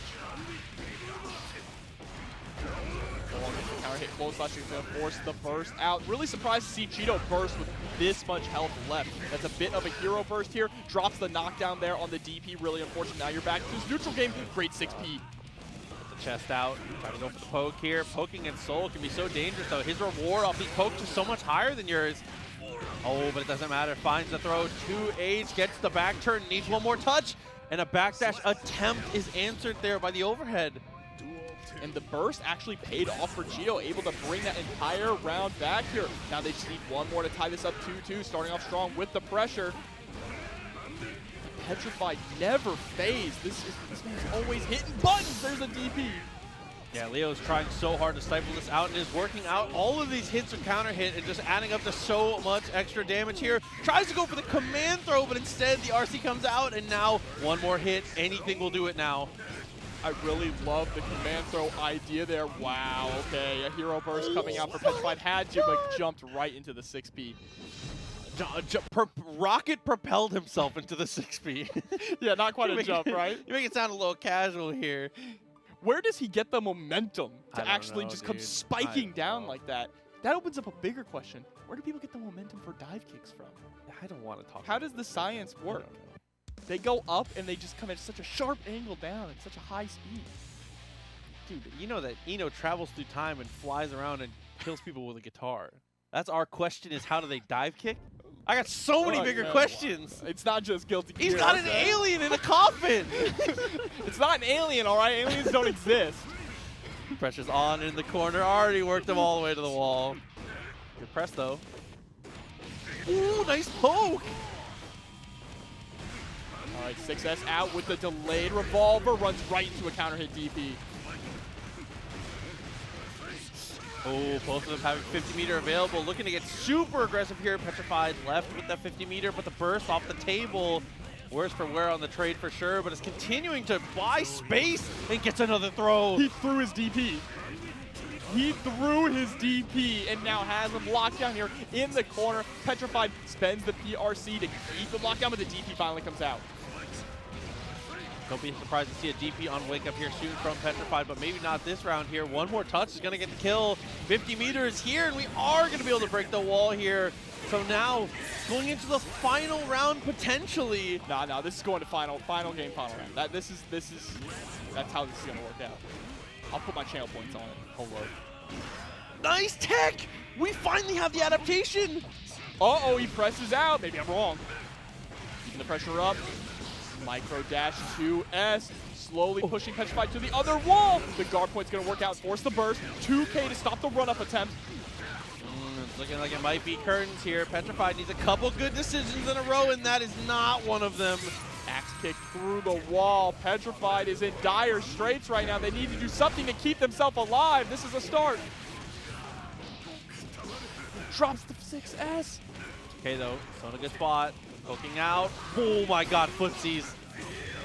No! The Wake Up Super! He has burst. He has 50 meter. Why not? What could go wrong? He has another round to give as well, and Chetoo able to bring it back. It is not a This fun sucks. one. This would be a huge win for Stealthy to be able to fight through it here. And this, dude, NeuralArch, I already love the positions they're playing. So good to be able to go for the jump key preemptively, trying to steal these turns out. But Stealthy fought the way out of the corner already. That was a really risky jump out as well. If you were just a couple frames back, you were going to get hit by the explosion and sent through the wall. Okay. 2H? 2H. Good God. Yeah, brother. Oh no, gets clipped. And this is one of the biggest problems of this matchup is Axel lives so much of his life in the wall, right? And that is not where you want to be specifically against Ram, who probably has the strongest corner pressure in the entire game, but it is not currently looking like that with the way Stealthy is playing. Yeah, Stealthy's just done a great job of fighting out of the corner here. Hasn't had to block an explosion from a sword yet. Wow, what a low air throw there. I love the movement from Stealthy as well. Utilizing Rainwater is just a way to get you off the ground and put out that hurt box. 2K2D gets the snail, had the meter to cover it as well. There's the Bomber, and of course Bomber is now a lot more consistent to be able to land with the change to the input. The only difference now is you get one less rep. But you know what? I think at this stage, that's not a bad trade, to be honest. No, it's totally fine. And to address the elephant in the room, chat, I think NeuralArch is sponsored by Amogus. So that's what it looks like. I hear the wow. That's the Oh my God. NeuralArch setup on PC has the counter hit noise. You get the big counter. Oh my God, dude! It just makes the emergency meeting alarm noise when you get a counter hit. Oh God, 1-0. Stealthy looking good. Yeah, Far Slash, dude. Far Slash is the name of the game for Axel right now. A lot of things about Axel got changed that ended up kind of weird for him, but that button is a god button now. All right, but here in the corner. But what a press out here with the 5P. QH is putting in a ton of work as well. The neutral jump over the sword. Stealthy is maneuvering around Ram's projectiles so flawlessly and effortlessly. Yeah, being able to use the Bomber to close it out as well. Getting out of the round with Burst still intact. Stealthy continues to look good, but what an attempt at a read. Oh my God. You know when Axel's doing round start Bomber, he's feeling himself. Something fierce, dude. NeuralArch able to get the flip in, gets it confirmed, but drops the follow-up. I love that. Smash there on the 6H, and now you're back into the zoning game. Reel you in and take the corner. There's a nice throw as well. Goes to the safe jump with the JS. Okay, jumps over, jumping H, actually doesn't get the punish here. Doesn't go for the burst, was trying to bait it out here. Red Roman Cancer, you're getting pushed back even further towards the wall, but a 2S gonna get blown up by JS. The clothesline from hell. The one time per game mix-up.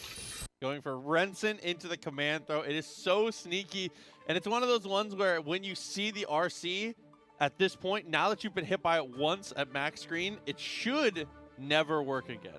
But it always does. Axel can do almost nothing threatening to you from that distance that you can't just jump. It just catches you so off guard. You never expect it, right? No one expects it. But we are up 2-0 here now for Stealthy. NeuralArch's really going to have to dig deep to bring this back because Stealthy is just kind of running away with this game right now. Okay, for the 2K, trying to go underground. Jump S, and gets aggressive off the jump S. Oh, they didn't go for the punish there. You can jump over the windmill and get the punish. It does not have a big upward hitbox. Yeah, you can just up forward over it for most characters for sure. Dashes up with a 6P, what a call out! Oh, they're definitely getting hit by this. No, actually was able to recover in time with the 2K. Yeah, had only stuck out one button there, and since it was a light, had plenty of time to be able to get themselves back together after it. Oh, puts themselves in the corner, unfortunately. 2H OTG is going to close out that round, and Stealthy is now sitting at set point here. Oh, maybe a little too patient there. NeuralArch, good start. 5K is able to low profile it. One of the greatest strengths of Axel is that 2K goes, like I say, it goes underground. And that close slash and far slash is so good as well. There's the burst to maintain the corner pressure here. Counter hit 5H. No, a little too far away for the snail to pick up. BRC into the back throw. This is NeuralArch's chance. But did you see the way that she just got teleported into that throw? He got melee Marth grab range. Safe jump comes out, looking for one more touch. JP into the, so that's JP 6K? Oh, we got okay. up against Kai. So UMISHO practicing that Baiken. Okay, we know they've had a Baiken before, right? Absolutely, has had the character in the pocket the whole time here. Oh, beautiful RC into 6P. He was able to actually pick up with the 2K. Did not get the Kabari though. Okay, R8 able to work out. Dashes up. Tried to go for the bait there. It's hard to fake though against Baiken though. I don't think she's really afraid of it in a lot of situations. Baiken's not afraid of anything. A true daredevil, a woman with no fear. Ooh. Jump S, really smart stuff. Had a second jump still available, and UMISHO just uses every single resource available to dodge everything. How many times are you going to Yozatsu in the air and RC it? Absolutely diabolical neutral there from UMISHO. Okay. Oh, I love the patience too. Just wait for Kai to come to you, right? Couple dash cancels there just to close the gap and keep it aggressive here. JD breaks the wall. Very nice. Oh, able to catch with that bar slash running right. Oh my god! Takes the long run and says, I'm in there. Yeah, stop me in my tracks, right? I was talking, I saw that, and I just went silent. Like, what can I even say?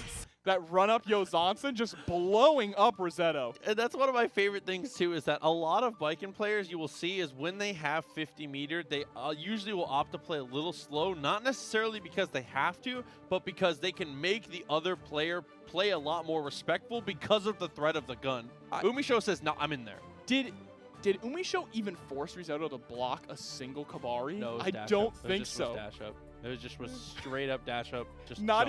I saw Kabari come out a few times, but it was never blocked. Like UMISHO just going to town.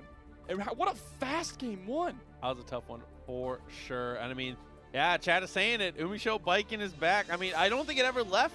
UMISHO's been practicing the character. Look, it might be a hot take, but I feel like Baiken has potential to be top 4 in this patch. Baiken's so good. I don't think anyone, if you have Baiken anywhere in the top 6, I'm not going to argue with you. The character's that good for sure. She is definitely insane in this patch. Agreed. Absolutely agreed. Here we go. Risetto just taking a little bit of a breather. Now we're jumping straight into the next game. Beautiful just blocks, though, but getting clipped by that bar slash. Fake tatami, stuck the leg out. Very nice stuff. You never expect to fake tatami because it never happens. Oh, DP, I like the idea, trying to preemptively stop the jump in there, but a little too early. And UMISHO is going to punish accordingly. Pixel life left. Positive bonus here for UMISHO as well. Lands the Yozansen. All right, round start. Patience here from UMISHO. And I really love that UMISHO is being very patient at round start. The moment that they're able to get confirmed, that's when they let the dog out, right? And they go crazy on the offense. JD twice, didn't work out. Couple times in a row, finds a throw. Risetto looking so much better here and gets the call out, has access to the meter and is going to ride the lightning. Yep, guaranteed finish there. I kind of wish that they Dragon installed just for the hell of it. It's good. It's actually I don't know. Matchup dependent good. Matchup dependent is very good. Oko back at it though. Try to go for the pull in. I love that 6P. It's a good preemptive punish. Doesn't work out. And another punish coming from UMISHO on the miss-based Fun Dipper. And now you're locked in here with me. Tries to go for the DP. RC comes out, delays it just a little bit to try and bait out the burst, but the backdash into the JS Kabari. UMISHO up 2-0 over Risetto. And there's nothing worse than dying to Baiken, and then the seatbelt just goes and pulls you an inch closer. Slightly in. Oh my god. I don't blame Risetto at all, though, because anytime that I actually get tethered to Baiken and I'm playing a character to the DP, you know I'm DP. Yeah, I don't care. It's absolutely. This is the most predictable thing I could do. Good. I hope that you knew. The way that whenever she backdashes, she just hangs in the air there. Yeah. Well, you get grabbed, and then she gets to do like a 19-way 50, like a 19-way mix-up. It's like, all right, cool, sick. I'm dead. She does a Magneto mix-up on you. Yeah, I don't know. Oh, nice touch. The Tommy goes to the mix-up afterwards. Low this time, forces the burst out of Risetto. All right, has her in the corner. Dude, and this is where Risetto has been the most successful here. That strike throw game from Kai, always so dominant. UMISHO ready for that throw attack. Finally, the DP works, but UMISHO answering immediately with a burst. Oh, there comes the parry, finally. What a chunk of damage. Why does it do so much damage, bro? I wish I had answers. Why is it allowed to do that? No, you can't throw fireballs. Doesn't get the punish, though. Actually recovered in time. Shocking. I thought that was the death of Kai here. Shocking, eh? FD, very nice. Gonna hold on a little bit longer, but there's the PRC. Very nice extension. And we are now at set point here for UMISHO, trying to go for a clean 3-0 sweep, but there's a clean jump in from Risetto. I like that Sun Dipper there. Just getting a little bit of extra positioning there rather than the actual mix, but here we go. UMISHO in the corner. I love that when you have them in the corner there, going for the 2H immediately into the tatami, because the second of the tatami will fall on them to keep them in the corner. Tries to go out the parry, PRC gets tossed back, goes for the side swap. Oh my god, that was insane. Couple really good call-outs there. And then the 6P stifles the dash up, went for the JD, finds the hit, but didn't dash forward. I love it. Oh, I was about to say, I love the patience here from Risetto backing up, but faking that run up. Oh, okay. There's no reason to be so aggressive. Oh. Yeah, I mean, that's the situation you have to set up there. Really nice from Risetto to actually be able to get the whiff punish. That's actually a really good call out as well. The moment that you see Kamari come out, you can just kind of throw out Stun Dipper if it whiffs, right? What's she going to do? She's either going to get hit because of the recovery, or she's going to try to go for the follow-up and get hit. Oh, try to go for a big bait, does not work out. The punish comes through, and like we said, that 19-wave mix-up, and it gets the DP out. The first, though, gets the tether off. There's a clean air throw. Run up 2P. Doesn't want to go for anything too committal here, but gets clipped with the 6P. Hard knockdown on a Spids. Oh, backdash attempt. 2S gets the hit. Dashes over. Tries to FD. Good block. Risetto is getting caught in a lot of backdashes right now and needs to be incredibly careful. Oh, counter hit bar slash. Not able to pick up with the 2H. UMISHO needs one more touch. I like throwing fireballs here, but you gotta be careful about how you throw them here, especially as the meter builds up. So now, just a micro step forward, and now fireball's off the table. And your life is off the table, dude. The fast RC. How do you open up someone with the defense of UMISHO? Risetto tried to go for the 2P tick throw. It came out so... End of the match here. KudoGio facing off against a Chipp that I had not seen JJNews until today, and I'm very impressed. Me neither. I'm very impressed with JJNews coming up on this, but KudoGio kind of different right now. Oh, immediately stepped through the wall. That's a clean 50%. Okay, and just closes the gap off of that shot. First comes out though, and this is actually, isn't this the matchup we saw JJNews in before as well? Up against a Happy Chaos player. My boy JoJo. JJNews having to run through the Happy Chaos army. It's crazy that he's playing a character with a knife and he's against all these guys playing Warzone. It's horrific. Back that. 2K2D coming out. And it feels like JJNews is having a really difficult time figuring out how to approach KudoGio right now. They're being very cautious. Playing a lot more of that footsies game, right? Instead of, you know, the kind of measured mix-up, slightly footsies game we saw before. But there we go, 2K2D. Now it's time to start running that mix. Yeah, definitely agree. And it's mostly because the hardest part about approaching KudoGio is that they are so good at turning up the heat. And like you said, getting aggressive in the places they need to. But JJNews might be able to expand a little bit on this one here. Blue beat combo, burst is available, but oh, with the curse. Being in a terrible situation. Throw, curse set up, runs right into the gunshot, but KudoGio wasn't ready for that. Maybe he was waiting for the burst too, but instead doesn't even take aim, just takes the shot, the quick one. Yo, Wide Awake Animal, I got a quick answer for you. It's just knowledge is power. That's all you need to know. That's true. That's the lore reason. Knowledge is power. That's all you need to know. But yeah, really clean game one here from KudoGio. Just hitting him with a normal gunshot at the end as well. Man, I'd be really sad if Batman came back. No, it's just bed. Just bed. Just bed. Just bed. It's like the rug from Aladdin. It's just a possessed bed. Oh, what a 0D. Oh, man. KudoGio. KudoGio's turn from zoning to offense has been incredible. Let's see if we can continue that kind of pressure, or if JJNews is going to find Rekka into 2D again, because good lord, what a way to get a knockdown. Plus frames off that game up blade as well, just throwing out this 2K2D into the first hit of Rekka over and over. Finally able to land the counter hit, baits out the DP as well. Should get a wall break, opts to stop it short here. Going to be able to kill with Uzumaki Barrage. Yeah, not getting the wall break for good reason. Really, really well called out, and actually takes the perfect off of it. You cannot re-break the wall and return to neutral against this guy. Absolutely not here, and they were able to take the burst as well, which is a huge win for JJNews. If they're able to keep this optimal, KudoGio will not be able to get the burst back before this round ends. Oh, and speaking of burst, not gonna work out. All right, sets up the clone into PRC. Nice tech. Oh, the IAD back with the JS. Yeah, we talk about Ram, we talk about Soul, we talk about a lot of things when it comes to that, but here we go, got the throw in the corner. I like that stagger pressure there with the 2K as well. Keeps going for the low option, but KudoGio holding down back for their life. That risk gauge is over half.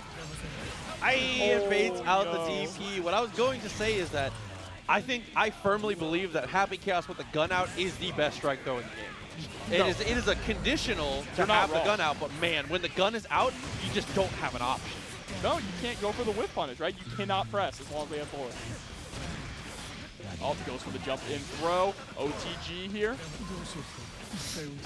Air throw comes out, very nice stuff, and the clone is still there, just menacingly chilling. 2K2D, pull out the gun. Could have gotten the kill there probably, but the burst comes out. JJNews has a never mind. 2K is gonna do it. Max distance too, what a punish from there. Yeah, up 2-0 now. This is looking so different. We saw JJNews playing so well in this matchup earlier, and now KudoGio is just locking them down, controlling the neutral game so well. I mean, Kudo's playstyle is just so different. Like we said, is the one place I think that KudoGio definitely is pushing farther than JDJones is just that aggression. When it's Kudo's turn, it is his turn for so much longer. Specifically because one thing that JDJones was going for a lot was the jump into the 2 shots. Kudo is going for way more staggers and way more greedy types of pressure, right? And we even saw a couple times there where Kudo went for close slash with the gun out, jump into no shots, land throw. The threat of the shot is so good that you have to respect. You have to act like he's going to shoot you the whole time. Exactly. Not falling for the staggers though. Oh, he falls for the staggers. And you notice immediately the very first time that KudoGio gets hit by a counter hit, the burst comes out.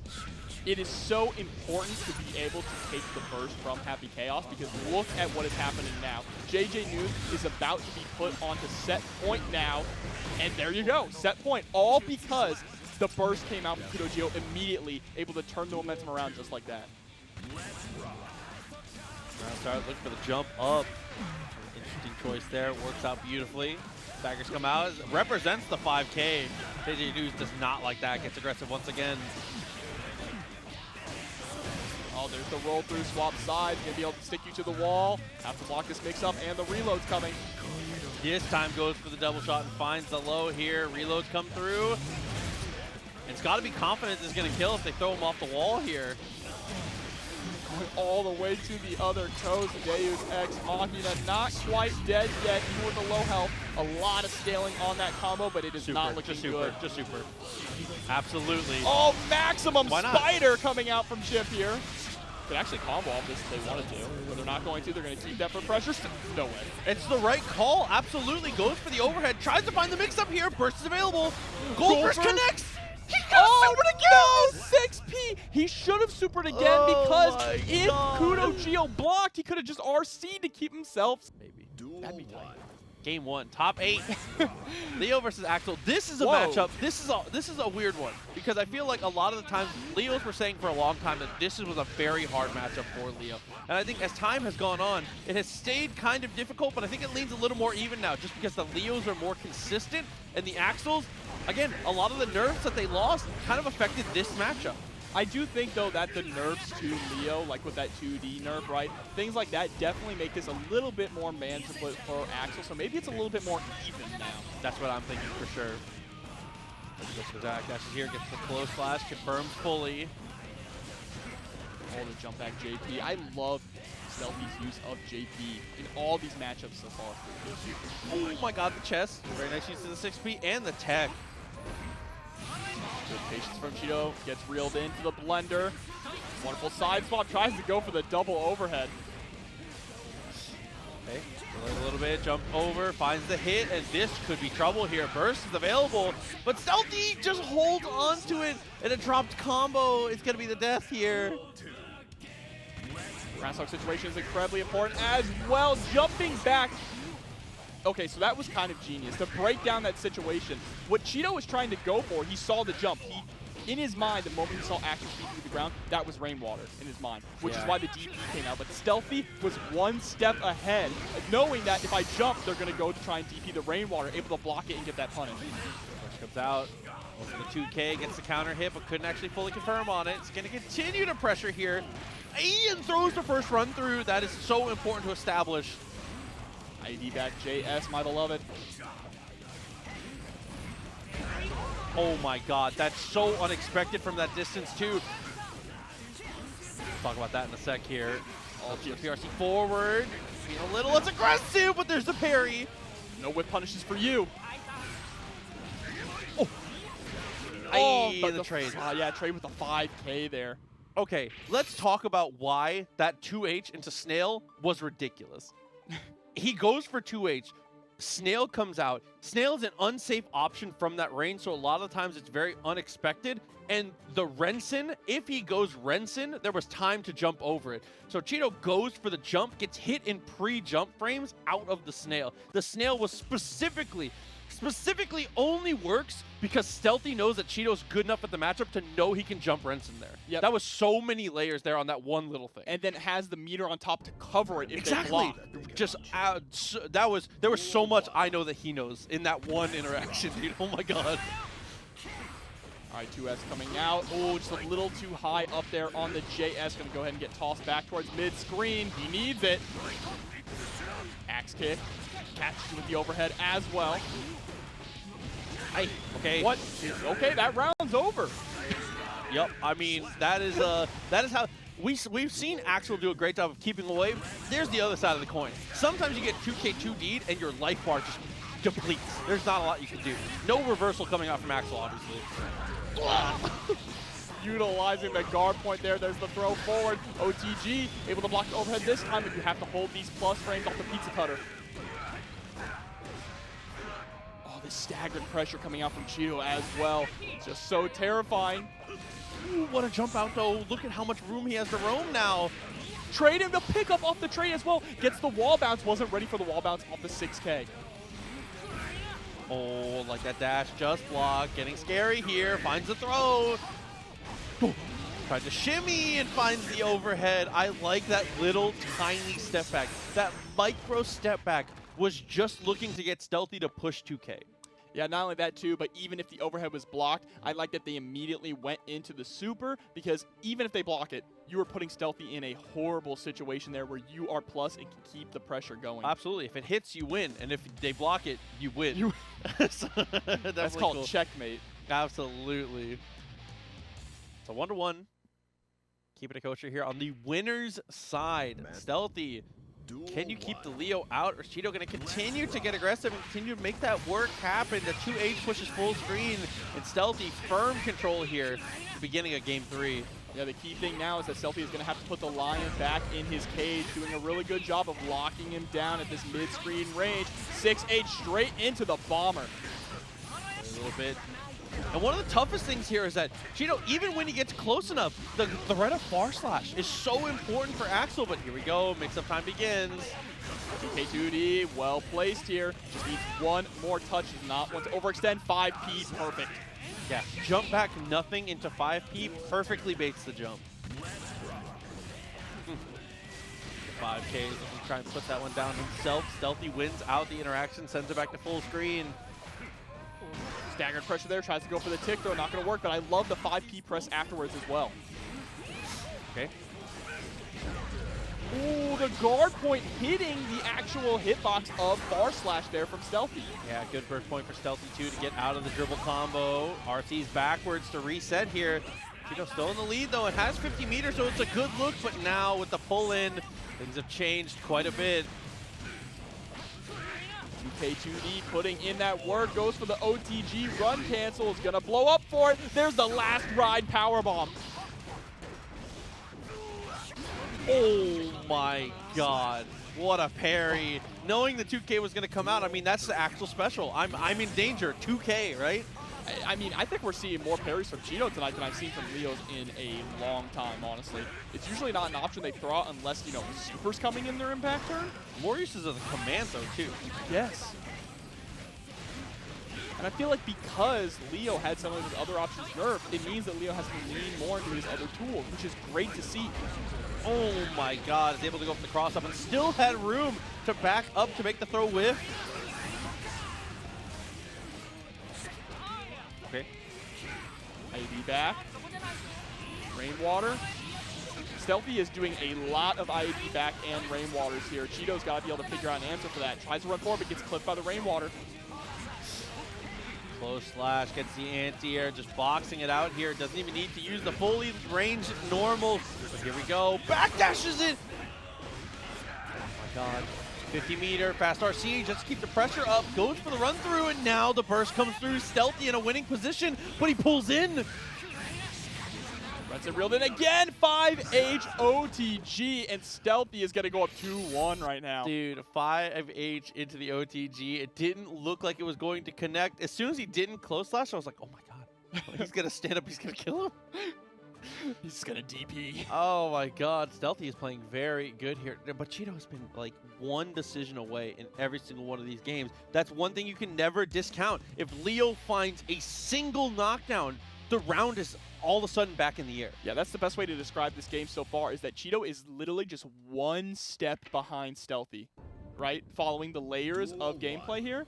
But that's the tough part, is that Leo can make up that ground and more so much faster than Axel can. So Stealthy is required to be a step ahead. It's so difficult.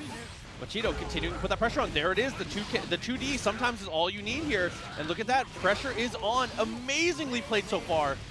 Newbie combo as well, catches him landing there with the overhead. Oh, just immediately sent back full screen by that 5P. And I want to give a big notice as well to Stealthy's braking, the FD braking, the way that they do these micro adjustments and movements to put themselves in the perfect range to get that tip of the 5K. Starting to mix in the fireball too. Really good from that distance. 2S. Amazing from Stealthy and baits the burst too. OTG. 2H to take the kill on the OTG. Stealthy is 1 round away. This is top 8 winner side as well. Haven't seen the clothesline from hell come out from Stealthy as well. It's been a minute. Aye, good backdash. You know, we were feeling it. Hey, listen. There's one thing I know, it's command grabs. And there's the back throw into the corner now. Stealthy in a really good position here. Has 50-meter as well. This is going to be a bomber loop. It's going to be enough to kill, actually, with the rainwater extension. Stealthy.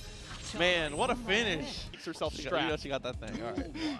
Oh, my God. UMISHO gonna rock with Baiken the whole way through, it seems like here. Good patience at the start. KudoGio immediately setting up the curse.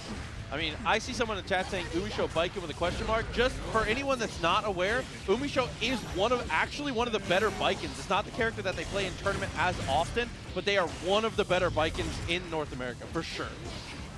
If not the best. Ooh, there's parry into PRC here, trying to expect KudoGio to keep up the pressure. Drops the close slash after the counter hit Kabari. That's all right, gets the counter hit 2S, able to pick it up again. Ooh, for the pull in there. I like the attempt there with the swing. KudoGio gets the roll underneath. Sets up the clone. Shot comes out, tries to fade out the burst hard there. Gets the wall stick. Goes for the run-up throw. All this burst safe stuff here. That was a great sequence from KudoGio. Every single one of those options was to be able to have a chance to bait out the burst and not want to overextend with buttons, so just went for throws. Yes, I like that. Pulls in. Kabari, nothing afterwards. Ooh, air throw from way deep. Able to break the wall there with a Tommy as well. Second hit with Tommy, always gonna put that through. BRC forward. I love the 5P, but a better push out. What a challenge there. It is always so risky to actually challenge the Tatami map because the second hit will catch you. 2 autopilot on the focus, gets shot for it. My man was sitting there pushing up the glasses and just got blasted. Oh my god, dude. No anime power-ups for you. Nice burst timing, but it gets answered with the same mix-up. Gonna get carried all the way to the other coast, broken through the wall as well. Pull out the second gun and let him know. through. And it's just going to go for the focus afterwards here. Positive bonus still racking up, but that's a punish. A beautiful punish as well. That's a forbidden forward dash. Uh-oh, party time. And low. The burst, though, and that is another huge change in Season 2, right? The fact that burst now untethers you. It used to be very bad for Baiken. It's kind of a buff to her, actually. Oh my god. Not enough to kill, drops the combo, but still has the dash up throw. It was a punish, actually. So UMISHO maybe waking up with a reversal timing parry, potentially. Something got punished there. Yeah, but that is going to allow KudoGio to go up 1-0 here. Chaos wins. I don't believe that UMISHO is full-time Baiken now. I think UMISHO is just rocking Baiken for the tournament, for the experience. Yeah, I think it might be matchup-based as well. Yes, right? Absolutely. And it's always good to keep those secondaries nice and fresh. You can't keep them on ice for too long. Absolutely, and that's one of the best things you can do in these online brackets, right? I mean, there is money on the line, but it is free to enter. So there's a certain type of experience that you can only get when you're playing in bracket. So this is a great way to, like you said, keep yourself sharp. Here we go, jumping straight into game number 2. The round start situation coming in again. UMISHO trying to fish out with that bar slot. Trying to finesse with the cancel, but gets answered. Okay, opened up, forces the burst out. UMISHO's bursts have been ridiculously good. RC there to stay safe. A roll through as well. Gets the wall slump. Gonna be able to reload 3 bullets to keep that pressure up. What a parry as well. So much of your health just gone, but runs right into a throw from KudoGio. Oh, what a terrible burst there. KudoGio, unfortunately, with the panic burst, gonna get blown up by UMISHO. Hey, okay, able to get the counter hit here, and at that close range, get the full confirm. Dash cancel forward, keep the pressure on. Still my turn. 6K comes out. 2P to steal the turn back again. Oh my god, it's gonna pull the sword here for the extra damage. The awful shatter. Dude, so much meter, so much positive bonus. Every time I see that super, I think of the 3 wolf howling at the moon shirt. Highly rated on Amazon.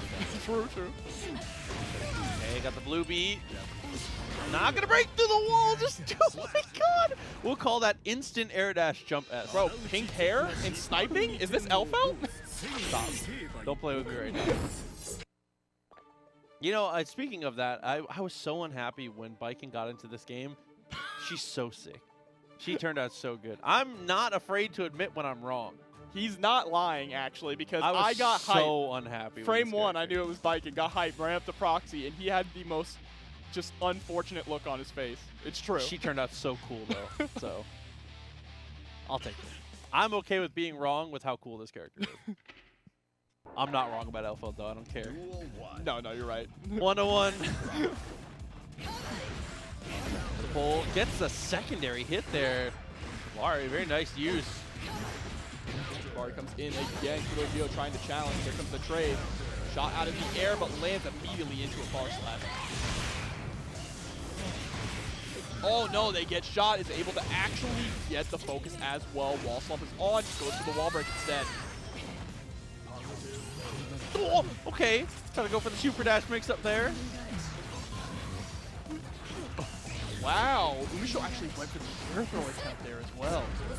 Interesting decision making. Bad burst, unfortunately. They get cursed as well, and now they're going to lose the round here. 2 guns. He said 2 guns, 2 better. He says, I counted 6 shots, I counted 2 guns. Oh my god. Nice. Dashed up, gets aggressive. Has gone for the fake low a couple times here, but it hasn't really worked on KudoGio so far. And missed the combo to actually uncorner. Alright, should get wall stick here as well. No, opts not going for the wall stick. Instead, sets up the curse. But a BRC4 is going to catch KudoGio in the backdash. Okay. Hold on to it for just a moment. He said the claw. No way. Yes, comes out. Be able to get that counter hit. Nice corner carry as well. Poking it out. Aye, shimmy. Oh, has enough time to get focused and Deus Ex Machina as well. He's going to get a hard knockdown here and positive bonus. This is going to be a really nice lead for KudoGio if they can get one more touch, but the burst comes out from UMISHO. Okay. Takes the shot. Is going to go straight into the super. KudoGio is going to take the lead again. 2-1. And at this pace, at this tempo, UMISHO kind of running out of time on this one. Are we going to see the switch is the question. Do you think that we switch here? No, I don't think so. I think UMISHO is going to rock it out the entire time. I think they're just going to stick with Baiken, stick to their guns, no pun intended. Or I guess in this case, it's stick to the gun. Get it? Baiken has one gun and Happy Chaos has two. 2-1 in favor of KudoGio. I'm just going to water off the Duck King jobber. See if UMISHO can keep it up. UMISHO's pressure when Kabari is blocked. The next mix is like 90% hit rate. Yeah, it's a really scary situation to be in. I mean, Baiken is kind of the mix-up monster right next to Eno in this game. Oh, and Amelia, how can you forget? All right, Kabari counter hit, reels you in. You bursted too early there, and you're going to pay for it. 90% hit. Finds the hit though. KudoGio sticks to the wall, is going to reload, and jumps backwards. Did he swing? Shoots him out of it! No way. Does not put that sword away. I can't believe that hit. I guess that thing only has invincibility right there on like first frame. Makes sense. Finds the throw. Mix-up time. No mix-up time. RC, you are dead. Deleted. All right, next round here. Immediately, KudoGio starting off with the far slash, sets up the curse. Patient here trying to stay out of Kabari range, but a beautiful air throw there from UMISHO. Going to be able to run up and get tossed into the corner themselves. Oh, okay. Sit out like that. Gets the pull. Kabari into OTG. Ooh, trying to shimmy it out again. Finds the throw. You're tethered now. I'm saying the 19-way mix-up here. Breaks the wall with the mat. UMISHO one gunshot away. DRC forward is able to catch with the far slash into the 2H. Beautiful confirm here. We are going to game 5. And I'll give you one better, chat. I hope we get the entire season of characters revealed. That's what I hope. That's what I want at EVO. Probably not going to happen, but that's what I want. Maybe. You thought about it like maybe. I want one old character, one new character, and I'll be happy. There we go, game 5 between these two. It has been incredibly back and forth here. Great adaptation. That last game, though, all UMISHO. Is KudoGio going to be able to turn the tide around and secure their place in winner side on top 8? Further on top 8, I should say. Oh, that was a good attempt there. 99 seconds to go for the whip punish here. Blue beat combo comes through. It's going to push through the wall. So half the life gone. Positive bonus. KudoGio, great start. Landing and going for the throw in response to the clone. I love that there, and what a disgusting mix-up landing on the other side with the low. Ooh, far slash, couldn't get anything. Fast RC, dares the throw, mix-up time again. Oh my god, that late overhead. The seatbelt pulls him back in for the extra side of the combo, but doesn't get connected long enough. Able to backdash the gunshot, though. I like the patience here, too, from UMISHO, not pressing anything once we see the clone come out. Oh, the roll underneath. Poking out again. 2K2D. One more touch and Happy Chaos can take this round. Still has 50 meter on deck. Goes for the super focus instead. Pressure is on. There's the throw. 50 meter. BRC's forward. Tries to go for Kabari. There's the burst. Oh my god. You're in chip range here. One more gunshot. There it is. Goes for the 6S straight into gunshot. That is a checkmate situation. And now KudoGio is sitting on set point. Oh, trying to unstance the gun there. Looking for the dash up throw. UMISHO was buffering the backdash. To confirm with the roll forward. Drops the hit though near the corner. Unfortunate 2K2D. Set up the clone. Don't allow a reversal. Okay. After the pull, OTG. Got him again with the sweep. Not enough to kill, but and Kudo's still going to spend the meter. Doesn't want to get locked in that situation. Broke through the wall with the super potentially. Just keeping keeping this pressure up with the Shibari. But a clean jump in from KudoGio, gonna carry Baiken all the way to the other corner and get the wall break again. Incredibly great situation right now for KudoGio. Positive bonus and the hard knockdowns. I like the idea. Doesn't quite get there though. Trying to go for the pull in, a little too far. Goes Johnson from max range, almost got the confirm. Has burst on deck, but needs to be careful with where they use it. 6K and gets chipped out by the tatami mat. Final game, final round, and UMISHO is still sitting on burst. Knew he had to hold the burst there. So smart from them and spends it very early for positioning. So now trying to go for the pull, doesn't work out. Huge damage from Kudo with the no-look shot. KudoGio with such a substantial lead. Now so much meter on deck. UMISHO out of burst, out of options, up against the wall. There's the super focus, counter hit, close slash. That might be it. No, needs one more mix. And for the slump. There we go. The 5K is able to push it to the wall. KudoGio 3-2. Dude, the ending to that. Sorry, it's not a debate. If you don't think so, beat us at EVO. All right, so let's see it. Papple has been dominating recently here as Faust. Coming up against the Leo, though, in Miguel. Miguel, one thing we always say, Miguel got that dog in him. The DP game is unreal. He has a better sense for it than most people. Best DPs in the business. For sure. Got the headbutts here, 5D, push to the wall. Papple does get the break, but still alive. I just want to point out, too, when you were talking about the DP, they actually DP'd the Scarecrow coming down. Okay, 5K canceled out. Bomb is still there. Wow, the blocking the bomb explosion actually did not set the Afro there. It looks like it caught them in the startup with the Afro coming on. But there we go. Afro is on deck. Minifall's best item. Oh my god, but that uppercut 5D once again. Fast D coming out clean first round there from Miguel. Nice attempt at the poke there, but a better counter poke there from Miguel. 2P straight into item toss, really risky to go for. The bomb is out. RC upwards to avoid it and gets the combo too. But the Goldbirds, what is this? The throw actually gets himself set up with the Afro. Really good situation, but losing the Afro off of that one is a tough one. Gonna look at the combo here. Oh, this is absolute mayhem right now. Chaos. Oh! And the Afro gets the burst. Good timing on the burst. You need the RNG right now for Papple is insane. Gonna be able to combo him off this?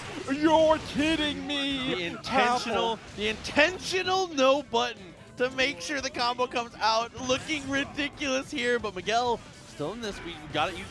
That was hype, but you can't forget how dominant that first round was. Absolutely, but with the luck, with this kind of luck, if Papple's going to EVO, y'all better take it to the slot from you. Seriously. Oh my god. Here we go. Flip it up, super, very nice. Gets to hit again. Oh, couple backdashes, but the 2D is perfect for sniping that. A little too high on the wall there to break with the 6H. So they opt to go to the air. DP is blocked, but not punished. For the poke again and dashes up. Very nice. Gets the kill. First game. Dude, that was a long first game. That was a stressful first game. Yeah, it was. I mean, that is one of the tough things is Faust is a stressful character to play against. It's a lot better now. I feel like Faust is solid, like middle of the pack character now. Good. Middle of the pack does not mean bad. That means good. This game in Season 2, in terms of character balance, is the most balanced it has been. And I feel like it's in a really healthy spot. Every character's viable. I think he's better than middle of the pack jobber. Look at that. 5P got the knockdown, pulls the hammer, and into mini Faust. Again, the RNG is ridiculous from Papple so far. Gets the bomb out, tries to go for the overhead. The reel in, we're Bombo, getting round baby. 2. Oh, it doesn't quite get set up for the bombo though. Double hammer into the plate. In 5D! And just trying to bait out the first as well to keep it consistent. A perfect there from Faust. Nice. Dude, 3K is such a good, like lower committal option there at the beginning of those rounds. But hold on. Hold up. Give it just a moment here. Papple trying to go for the poke. Little haircut for Leo. Throwing too many items. He threw the connection out. That's tight. I'm about to spend all my experience points on LeBron James tomorrow. Come Oh, on. here we It's go. time, finally. Whew, Back into it. Here we are. Top 8 loser side. Papple versus MFCR. Thank you, everyone, for bearing with us here. Joe Biden, we already have the White House. I hate y'all. I'm done with y'all for real. All right, let's get it back into the match. What was the score? It was 1-0 Miguel, right? I believe so, yes. Yes, it was. So Miguel is in the lead. Starting off here. So the power went off, but my power is not gone. Baiting the burst very early. Goes and breaks the wall here with the super. Gonna get the hard knockdown and the positive bonus. Miguel off to a really strong start. Wasn't cooled down at all by that power going out. Ooh, gets the pressure. The counter hit with the back turn 5P. A perfect on deck for Miguel. Go backdash round start. Very nice stuff. Gets the banana peel and just pokes out. What a trade. And putting it back full screen. Huge advantage here for Faust. Oh, gets the run through and the cross over there with the back turn K. Oh, gets the PRC super into the throw there. Afro is on. I love that new use of mix with the amount of control that you have, just escaping all of the pressure. But Miguel is not letting it go for free here. Oh, breaks off the wall though, wasn't able to close it out. He let him go for free there. Oh, but the 2D. The banana! Out. No! The banana peel betrayed by his own item. Faust wakes up into the peel and says, whoop! Chetoo banana. Oh my god, dude. Oh, that's Top tough. 10 anime betrayal. That's tough. I mean, is there a more Faust way to lose a round, though? From your own items. Yeah. You live by the RNG and die by the RNG. That's Yeah, just I mean, kinda you how got it like goes. 6 bombs, 2 mini Fausts, and 2 meteors last time. You could hold 1 banana peel. 2-0, excuse me. All right, starting off though with that 5K, immediately pushing Papple back towards the wall, but great fight out here. Uh-oh, here come the minions. Okay. All right, wow, these items are actually really good at covering Miguel's approach, right? Getting 2 hammers and the anchor there, or excuse me, the weight, are actually gonna stop Miguel from approaching, especially in the air. Sweeps again, looking for the dive kick. Trumper comes down. Homies come through, is able to get the run through off of them. And the fireball actually beats out the scarecrow attempt. Whoa. 6H is straight into what could this be. Super gets the throw with 2 bombs on deck. Guard break. Oh, but the Again. run of TE. Trumpet is there, backdashes into it, blocks the gold burst. What a call out there. Dude, Miguel, if Miguel's gold burst lands, that's just a ridiculous round. Yeah, but Miguel bet it all on that. Now he's going 1 round down with no burst on deck here. Papple is in a very good situation. Oh, looking for the poke, 2D answers. But is out again. But this time Miguel is going to get it. 5D did it just a little too early to actually combo onto the minions. On with the amount of meter. A 2K actually beats out. Tried to go for the super PRC into the command throw once again. Well, remember, back turn 5K is actually throw invul. So wasn't able to get the command grab there. I got the throw. Overhead straight into the super. Didn't even need to go for the hit confirm like you said. Plus frames afterwards. Now 1 more touch. And there it is, Miguel with the 3-0, ending it with a perfect, great stuff to Papple, though, for making it to top 8 here in Season 1 of Strive. Let's rock. Oh, tries to go for the 5K, no punish, though, from Neural. Bro, that's sus, I cannot. I don't like it. Every time. I hear boom, boom, boom, boom. This is playing in my head at all times, bro. Look at him. The jump in, jump S, pretty decent there. Has the meter. Where are you going to spend it? Nice backdash. Able to get the sword, but that burst is actually going to put Ram in the corner now. Oh my god. Wow. Goodbye, my friend. We're in Season 2. We're over a year in this game. Soul still has clean it. He needs it. Nice anti-air with the JK. Dude. Breaks the wall with 6S. Yeah, NeuralArch sent out the airlock there. Tries to go for the safe jump. Oh, decides to hold on to the corner, but is going to pay for that immediate wake-up DP from Petrafied. Blades the burst out as well. Good God. Run up Tyrant Brave is absolutely enough to kill. Game 1 going to Petrafied. And that is just the power of Soul, right? Knocks on the door, finds the counter hits, just navigating everything perfectly. And specifically, anti-air 5K. You cannot forget. Yeah, what Soul has a win quote against Axel in Guilty Gear Xrd that describes Soul's gameplay so perfectly. It's spacing, neutral, I just hit stuff until it stops moving. It's something of that effect. Look, man, this is the first tournament in a long time I haven't seen any Anji. That's true. Whipped on the Rekkas, gets a punish, easy punish for sure for Petrified. And the sweep afterwards, very nice stuff. Good spacing as well here from Petrified, staying just outside of that far S range here, trying to keep the pressure on, but also look for those whiff punishes while having Rams back up against the wall. Oh no, drops the 2H there, but able to chip out with the Bandit Revolver. Looking to put a second game on the board here. Dash up, NeuralArch, very nice stuff. And the reversal, okay, so early putting it on the table, DP is in effect. Fishing with that 6S, trying to catch the start up of those slash buttons from Ram. Sword is on, tries to go for the 2S, gets hit by a 2S though from Petrified. While throwing the PRC, trade comes out. We're still available. Gonna hold on to it and just steal the turn back. Very nice with the far slash. What? You ever frame trap with Gold Burst? Petrified does, and now you are about to explode. You're dead. Land. Yep. In the shins. No way. Just like that. Dude. Just like that. 2-0 Petrified right now. Just needs one more game to move forward in top 8 loser side. I see you guys talk about it. Normally there's a lot of Anjis in this. There's Prince Jobber, Macmins. There's been a ton. Yep. TNS is definitely the home of Anji players. We get a ton of them every week. But it's very weird to see no Anji. Yeah, I know. I did see a couple of the Anji players in bracket. Unfortunately, we just weren't able to get them on stream this week. Tough. Definitely saw my son, Prince Jobber, in there. So 2-0, Petrified. Nice use of close slash, reacting to that dash forward there. NeuralArch trying to steal the turn, ends up catching a fist to the face for the trouble. Stop, Petrified. That is the second time in a row they've done that. Right after Bandit Revolver, they stop the first hit, land, and immediately Gold Burst.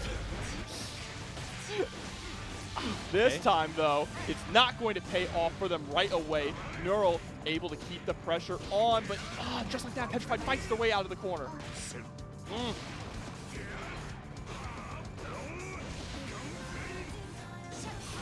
Okay. He just waits. Here we go. Wow, okay. I was expecting at least an OTG to kill. No. But able to close it out there with the DP. And now Petrified sitting at set point here up against NeuralArch. DP's out of pressure. 2K2D, Fafnir's blocked. And yeah, the counter hit to come through. NeuralArch still has burst on deck, but they need to be careful with where they spend it. Petrified sitting on 50 meter. And you're going through the wall here. Into the wall, kind of trouble now. Positive bonus. 6H again! And there's the punish, died with burst.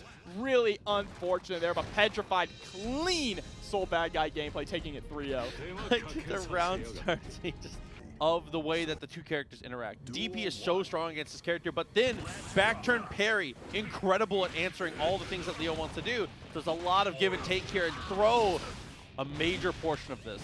Yeah, Miguel already backing Chetoo into the wall. Of course, Chetoo on the blue coat and Miguel on the purple coat. Finally chasing down. Remember, in back turn, Leo cannot block. This is something very important to keep in mind. Oh, 2D, what an answer. From the combo, though. We're back to this poking here. Footsy's working out. Great patience here from Miguel as well. 2D comes out, sets up the fireball and the PRC to make sure you DP into it. There's the run-up throw. A really reserved and clean first round there from Miguel. Yeah, absolutely. I mean, it's been slowed down to a crawl in a lot of these footsie situations, and they're both looking very comfortable in that kind of spot. First comes out, though. Very early burst from Miguel as well, is able to get the run through. Oh my god, the 2D to counter the throw. Yes. Nice reflect. Sending it back to him. Oh, a good idea. Doesn't quite work out, but that's okay. Miguel wakes up with the DP and takes the turn back. Staggered pressure there, delayed the overhead clash on the 2K, but it was Chetoo the first one to press the 2D. He's gonna be able to take the round is what I would say, but they drop the combo here, and now their back is up against the wall. I went up with 5P. What an answer. 5P DP. Chetoo. Thank you. Chetoo. Max distance there. The DP works out. Swings back, putting Miguel kind of on the ropes here. Still having burst too. A really good win. Miguel spends his. Doing a great job at reflecting these fireballs as well. Pushing into the corner. Wall stick is coming out. Break it with the pillar. Ooh, I love the patience from Miguel. Sometimes it's really good to just sit there and let the meter fill, right? Watch what your opponent's going to do. But Chetoo able to get the wall break here with the back turn slash. Max meter now. 2D RC, very nice. RC's again. When does the burst come out? It's not if, it's when. Gonna hold it for now. Wow, throwing out 6H that close. That was a hell of a button for sure. DP way too far. Really unfortunate DP there from Miguel, losing game 1. Dude, these have just been not even necessarily decisive rounds. It's just that I feel like every round has had a drastically different tempo, and they've been like kind of trading off, dominating the different ranges, right? Yeah, absolutely. Neither one is allowing the snowball to really get rolling, and that's the important thing because we talk about snowball characters a lot. Leo is definitely one of the strongest snowball characters in the game, where once they get going, it's really difficult to stop them. Absolutely. So let's see if Chetoo can keep up the pressure, or if Miguel can get himself back into this one. Like I said, every match was doable. Everything was within grasp for sure. So far, like we said, this has been relatively reserved compared to what we see a lot of times when it comes to these Leo mirrors, and being able to throw that first run through so strong. Utilizing a lot of 2K in the approach here, but there's a great back throw from Miguel, trying to lock down Chetoo in the corner. 5P anti-air drops the pillar. Miguel was able to get the back turn, goes for the run through, delays but gets DP'd for the trouble. Patience here too from Miguel, just trying to catch that whip punish there with the 5K, not quite able to get it, gonna get sent into the wall, breaking it with the axe kick. Positive bonuses on deck. Every single time there's been a clash, Chetoo has been just already dialed into the next move and has won every single one of the situations as we find a throw after the RC. Chetoo is dangerously close to securing a substantial lead here with a 2-0. There's a nice throw on Wake Up. Backdashes, baits out the DP, forces the burst there out of Miguel. Clean mortal counter though. Oh, TP in response. The OTG throws the fireball. Miguel just dashes through it. The headbutt. Honestly. Oh no! He's able to slide straight underneath. Look at the meter. Doesn't spend any of it. Surprised they didn't go for super there, to be honest. Miguel had way more than enough to kill there. Might just lose the round for it now. Backs up against the wall, moves forward with the fireball, forces the burst out, jumps right over. 6P comes out, not able to follow up, and a Wake Up 2P. Jab, very smart stuff. One round apiece now, huge swing game. Miguel has to take this one home. You cannot go down 2-0, not in a matchup this volatile. Gonna be able to break the wall here as well with the pizza cutter. Hard knockdown, great situation for Miguel. Needs to tie this up 1-1 to stop Chetoo's momentum from rising. Oh, fast RC into the cross-up though, continuing the pressure here. Very nice stuff. Miguel has access to an RC here and a burst, but might lose out on all of it here. Okay, the burst works out. Oh, the whip throw. Mortal counter there with the 2D. Miguel, oh no, he doesn't punish the burst. Chetoo is still in this. Okay, hold on. The meter, fast RC. Oh my god, what a ballsy play there. I love the fast 5D. It is so difficult to block just a fast 5D when you are not looking for it, right? Because in a lot of the situations where people normally get hit by it is against characters like Zato, where you're in the corner, you're blocking Eddie, you're looking for it. There is no way in hell Chetoo was looking for that 5D. Especially not at the amount of life they were at, because it's so important to recognize the context of your mix-up in the situation, right? It's more important than the actual mix-up sometimes. 5D is such an unpredictable, weird situation, especially because he sees you approaching at normal stance, right? Not in back turn. The overhead is not a threat. 1 pixel left, thrower low seems the most logical option there. So much to dive into. An amazing 5D for sure. And right now, Chetoo just putting Miguel into the Leo blender here. 2K, tick throw, tries to bait up the DP, not far enough to get it though. Okay, the poke, dash back. Footsies, very nice with the 2K. Oh my god! He dashed up 3 times there, backed up. The air throw, spends the RC, Miguel. Definitely gonna hold on to burst here. No reason to spend it. Too risky. I've seen crazier bursts. You're not wrong, you're not wrong. But it's smart to hold onto that burst going into this next round here. Now you have the burst lead. It's going to take Chetoo a little while to get it back, but a clean throw. DP comes out. Your back is against the wall now. Oh, caught him blinking. Miguel waits out. Headbutt's coming through. That's one thing we've seen a lot from Miguel. One of the recent adaptations to their play has been just headbutt to crank the risk gauge, content to dispense the mids. But Chetoo, dude, is continuing to be so aggressive, but with the turnaround throw, Miguel back in control. Baits out the DP, and there is no burst on Chetoo's side. Goes right into the pizza cutter. Will it kill? Not quite. A little too much scaling on that combo. Just needs one more mix. And one more mix, we'll just call it a low. Hey, a low's a mix. Dude, hey, you know. That comes out. Tries to spring, steal the turn back, looking for the throw. Both of them tech and insane brains off the 2D. Wow. That looks like one of those Twitter clips where they're intentionally clashing. You know what I'm talking about? I know exactly what you're talking about, Roxy. 5D drift up, baits out the burst, and Miguel not quite able to close it out. Needs one more touch. Look at the meter. I found the hit, goes for the RC. Look at the damage, one more mix. Look at the meter though. 100 meter on deck for Miguel. Throws out a 2P.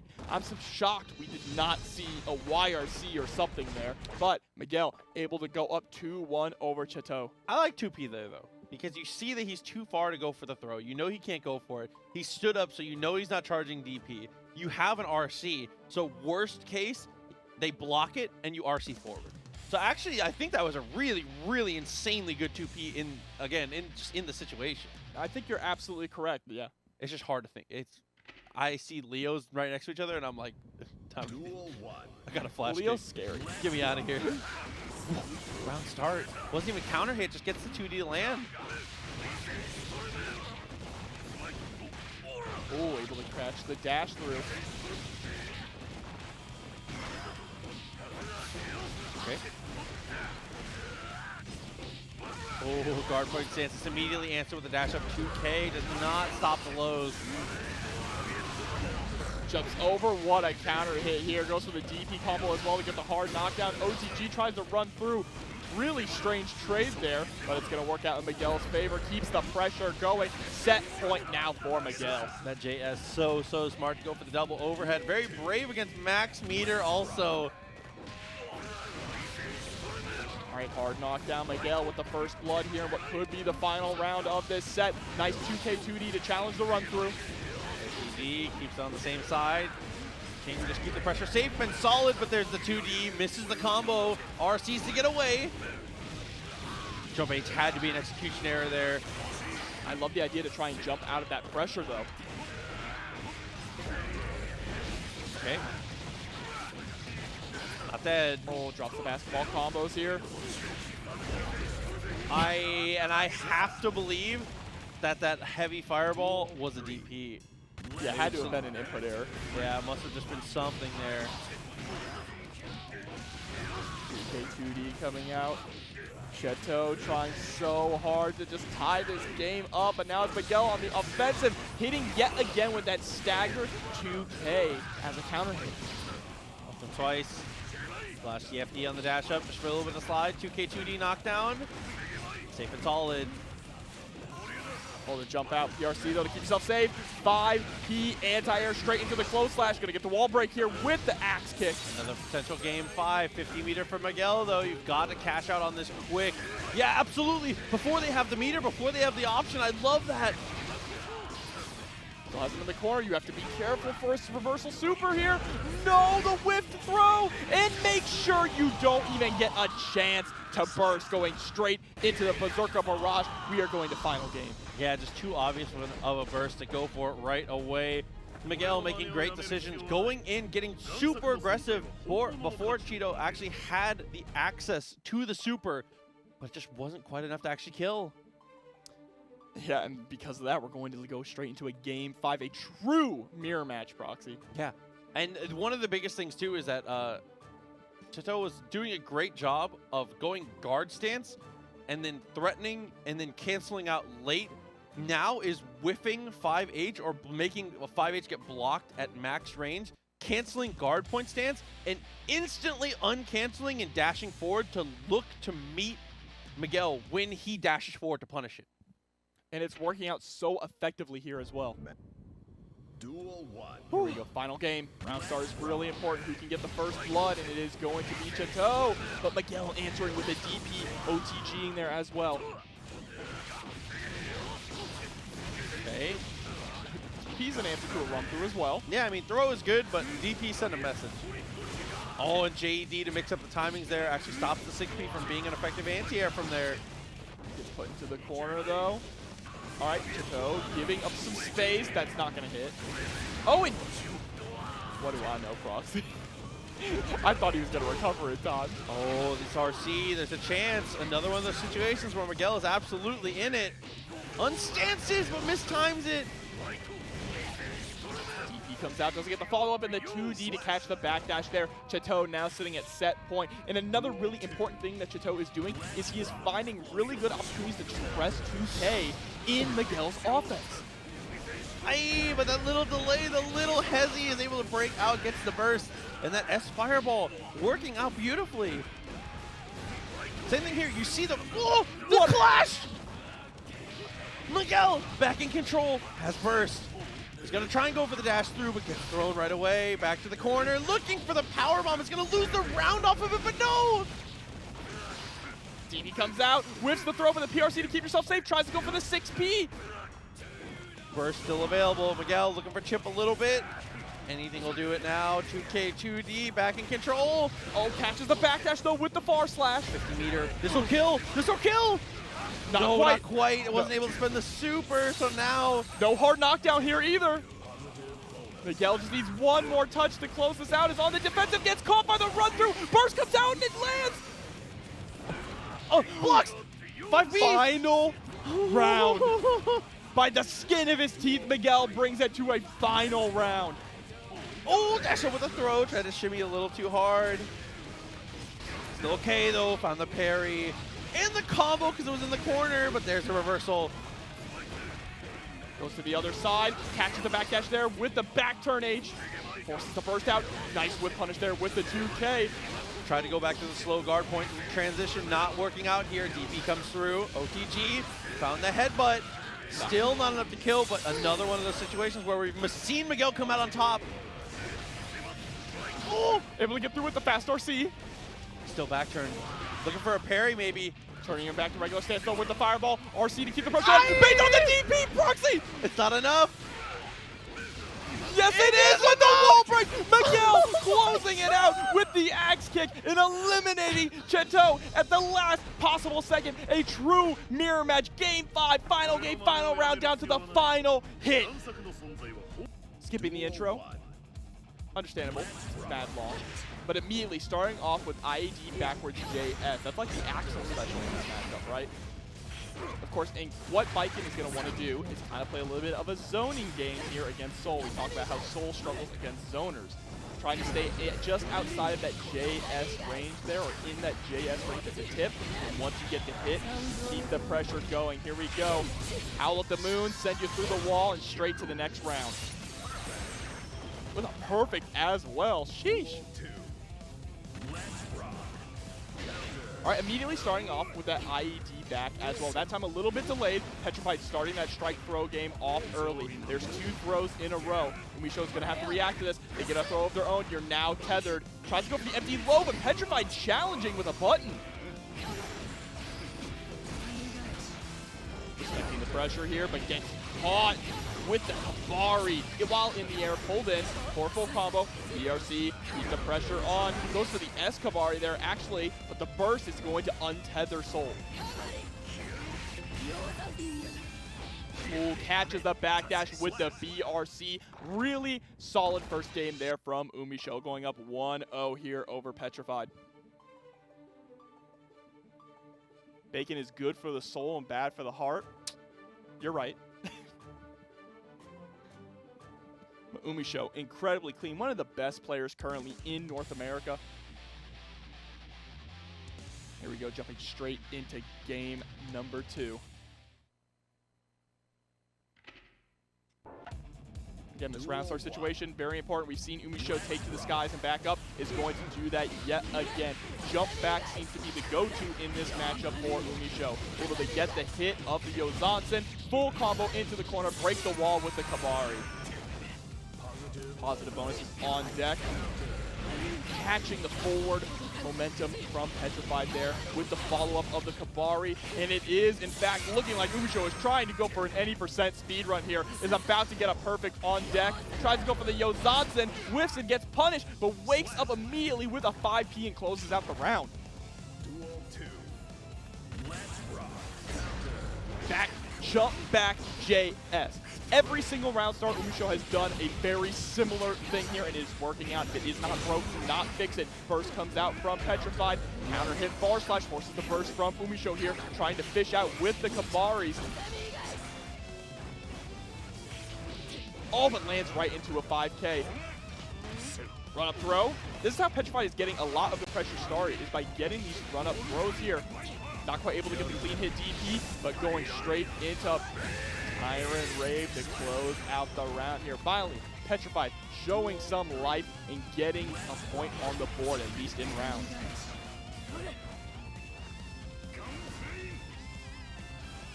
All right, patience here from UMISHO, just trying to force Petrafied to be the one to approach. Of course, Baiken has a very strong 6B, a very strong counter-poking game here. Gotta go ahead and break the wall with a fully charged dust and get that positive bonus on deck. Patience here.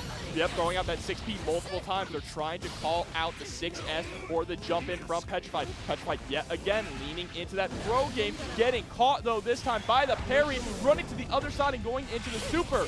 Not going to be quite enough to break the wall here. Oh, tried to get an OTG with the 2H. A little too far away, and that whiff might end up being death. Right into the Tyrant Rave. Not going to be enough to kill. Down to the wire here. Next touch kills. Both are in chip range as well, and the Bandit Bringer right over the tatami mat. Petrafied tying it up 1-1.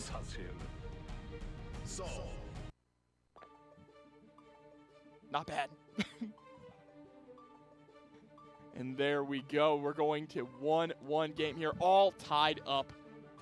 I think we might end up seeing another game 5, to be honest. These two players are absolutely nuts. It wouldn't surprise me at all, honestly. At this point, when it comes to it, just every single match has the potential to go to distance. It's exhausting. These players are just so good, so optimal. And that's part of why I think this character's so good for the poke. Okay, on the far slash, goes for the burst. For the pull in, not quite there. Dash up. Delay a little bit. Found the poke again. Just being able to outrange all of that, but there we go. The DP and the trades. It's not quite working out. It's very rare to say that trades are not working out in Soul's favor, but it continues to be so here. With UMISHO having max meter. Careful for the gunshot. Working out beautifully here. Trying to get for the 5P. Did not get the connection. Okay, once again. It goes for the follow-up from that distance, was willing to bet it all, and it ends up being a great decision here. One round up, 1-1, game 3, continues on if we find the sweep. And UMISHO never going for the tatami on these mix-up situations. Instead, it's just continuing to go for that heavy slash into the fake low potential mix-up. Pushed away. Jump S continuing to do pretty decent work here, using it a lot like Axel, but there's the follow-up off the parry. Okay. Yeah, burst had to come out. Petrified, gotta find something, gotta find this hit here. Looking for the Tatsu, not gonna work out. Trade comes through, but puts him way too far away now, and yeah, tatami is more than enough to close it out. That's the Exert Baiken special. Just jump back air tatami, says, nah, you're not approaching. Yeah, I mean, it's a pretty stifling projectile in this game and in games past. So the tatami is very hard to navigate around when she has room to toss it. Remember when before Baiken came out, everyone was worried they were going to remove air tatami? They should be more worried that it's in the game. But that was the big thing is I was literally just pointing out, UMISHO uses it way less than a lot of other Baikens. Would rather go for different types of mix-ups. That's a lot of different looks.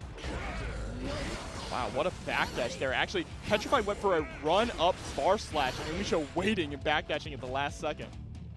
Oh, max range. Is able to get the corner here for the big damage. 2K into the clean hit DP. Doesn't break the wall though, missed the opportunity. And now their back is up against the wall here, has to hold this pressure. 2K to stop the reversal. Catches them in the air with the Kibari, but misses the follow-up. Okay. 2H, put him in the air. That's a devastating situation to be in. UMISHO, plenty of meter, and is gonna spend some of it right away. Oh no, it looked like Petrified tried to DP through the final hit and maybe got a missed input. Yeah, I think we're just trying to prevent that late RC, which I do like the idea. Patience here, the run up 6S, able to catch with the far slash. This time, UMISHO with the hero burst. Okay. Oh my god, gets underneath somehow and is able to get the 5K. Very nice from Petrified. Fishing out with that far slash at round start. Able to knock him out of the air with that bandit revolver here. Drops the 2S, unfortunately, after the tatami mat.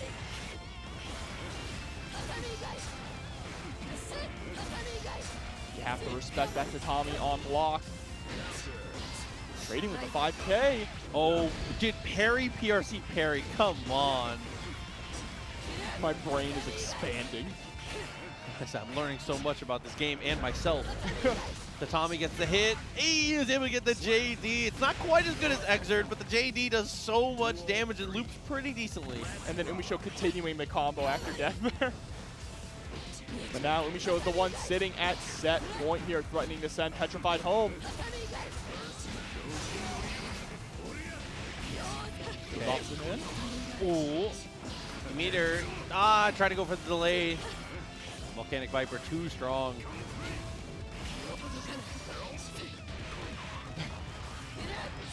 And there we go, 2K, 2D coming in. Oh, what a trade there, allowing Petrified to just escape from the corner, but jumps right into a 6P. Not quite enough to kill here, but they get caught trying to jump out yet again. At that point, UMISHO is just really playing the percentage game, kind of back yourself off, throw out Kibari, look for a little bit of chip here and there. We are sitting at $60 in the match, Reno. I know we can get that to 100 before the tournament's over. Okay, so Axel versus Happy Chaos. I mean, two characters that have pretty decent zoning potential here, obviously. Axel, the onus is a little more on him to be a little more close range than he normally would be. Not necessarily CQC, because Happy Chaos absolutely has the advantage there, but needs to threaten it like a character to 2 character length range just to be active. Yeah, and Axel does a really good job at stopping Happy Chaos from playing that zoning game as well, just because of the fact that he has such long-reaching normals Also, here. Dear God, 5S send tweet. That button is so ridiculous. That button won that round. We were talking about how Axel doesn't exactly have an anti-air hit. He hits straight up. That's close ass. I mean, kind of, you know what I'm saying? Close enough. Close enough for sure. able to combo actually into the command grab there. Of course, though, when you combo them in the air, you do not actually get the follow-up. It just knocks down. Oh my god, dude. The little shimmy, but it's too far for the bomber. So now this is turned on its head. KudoGio has 50 meter now. It's not close up to Shatter, I don't think, even with the super push. Just take it! Oh my god! Coast to coast! Knocked him all the way over there. Goes for the fully charged 5D, but Stealthy is able to block it. Delayed 2K2D, able to reload some bullets. Great IBFD there. Trying to push out, but the run-up throw. And there it is. We were talking about before, how KudoGio really likes to go for gun out, empty jump, no gunshots into throw. Yeah, absolutely. The threat of the 2 shots is too great because he lands and gets close flash and just absolutely obliterates you for his trouble.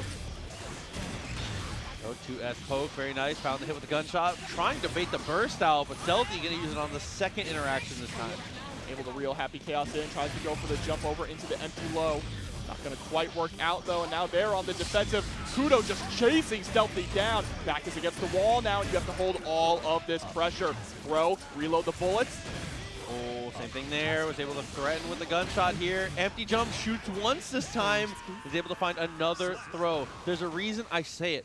When you are able to have focus active and you have bullets, the best strike throw of the game. Bar none. Bar none. There is no debate about that.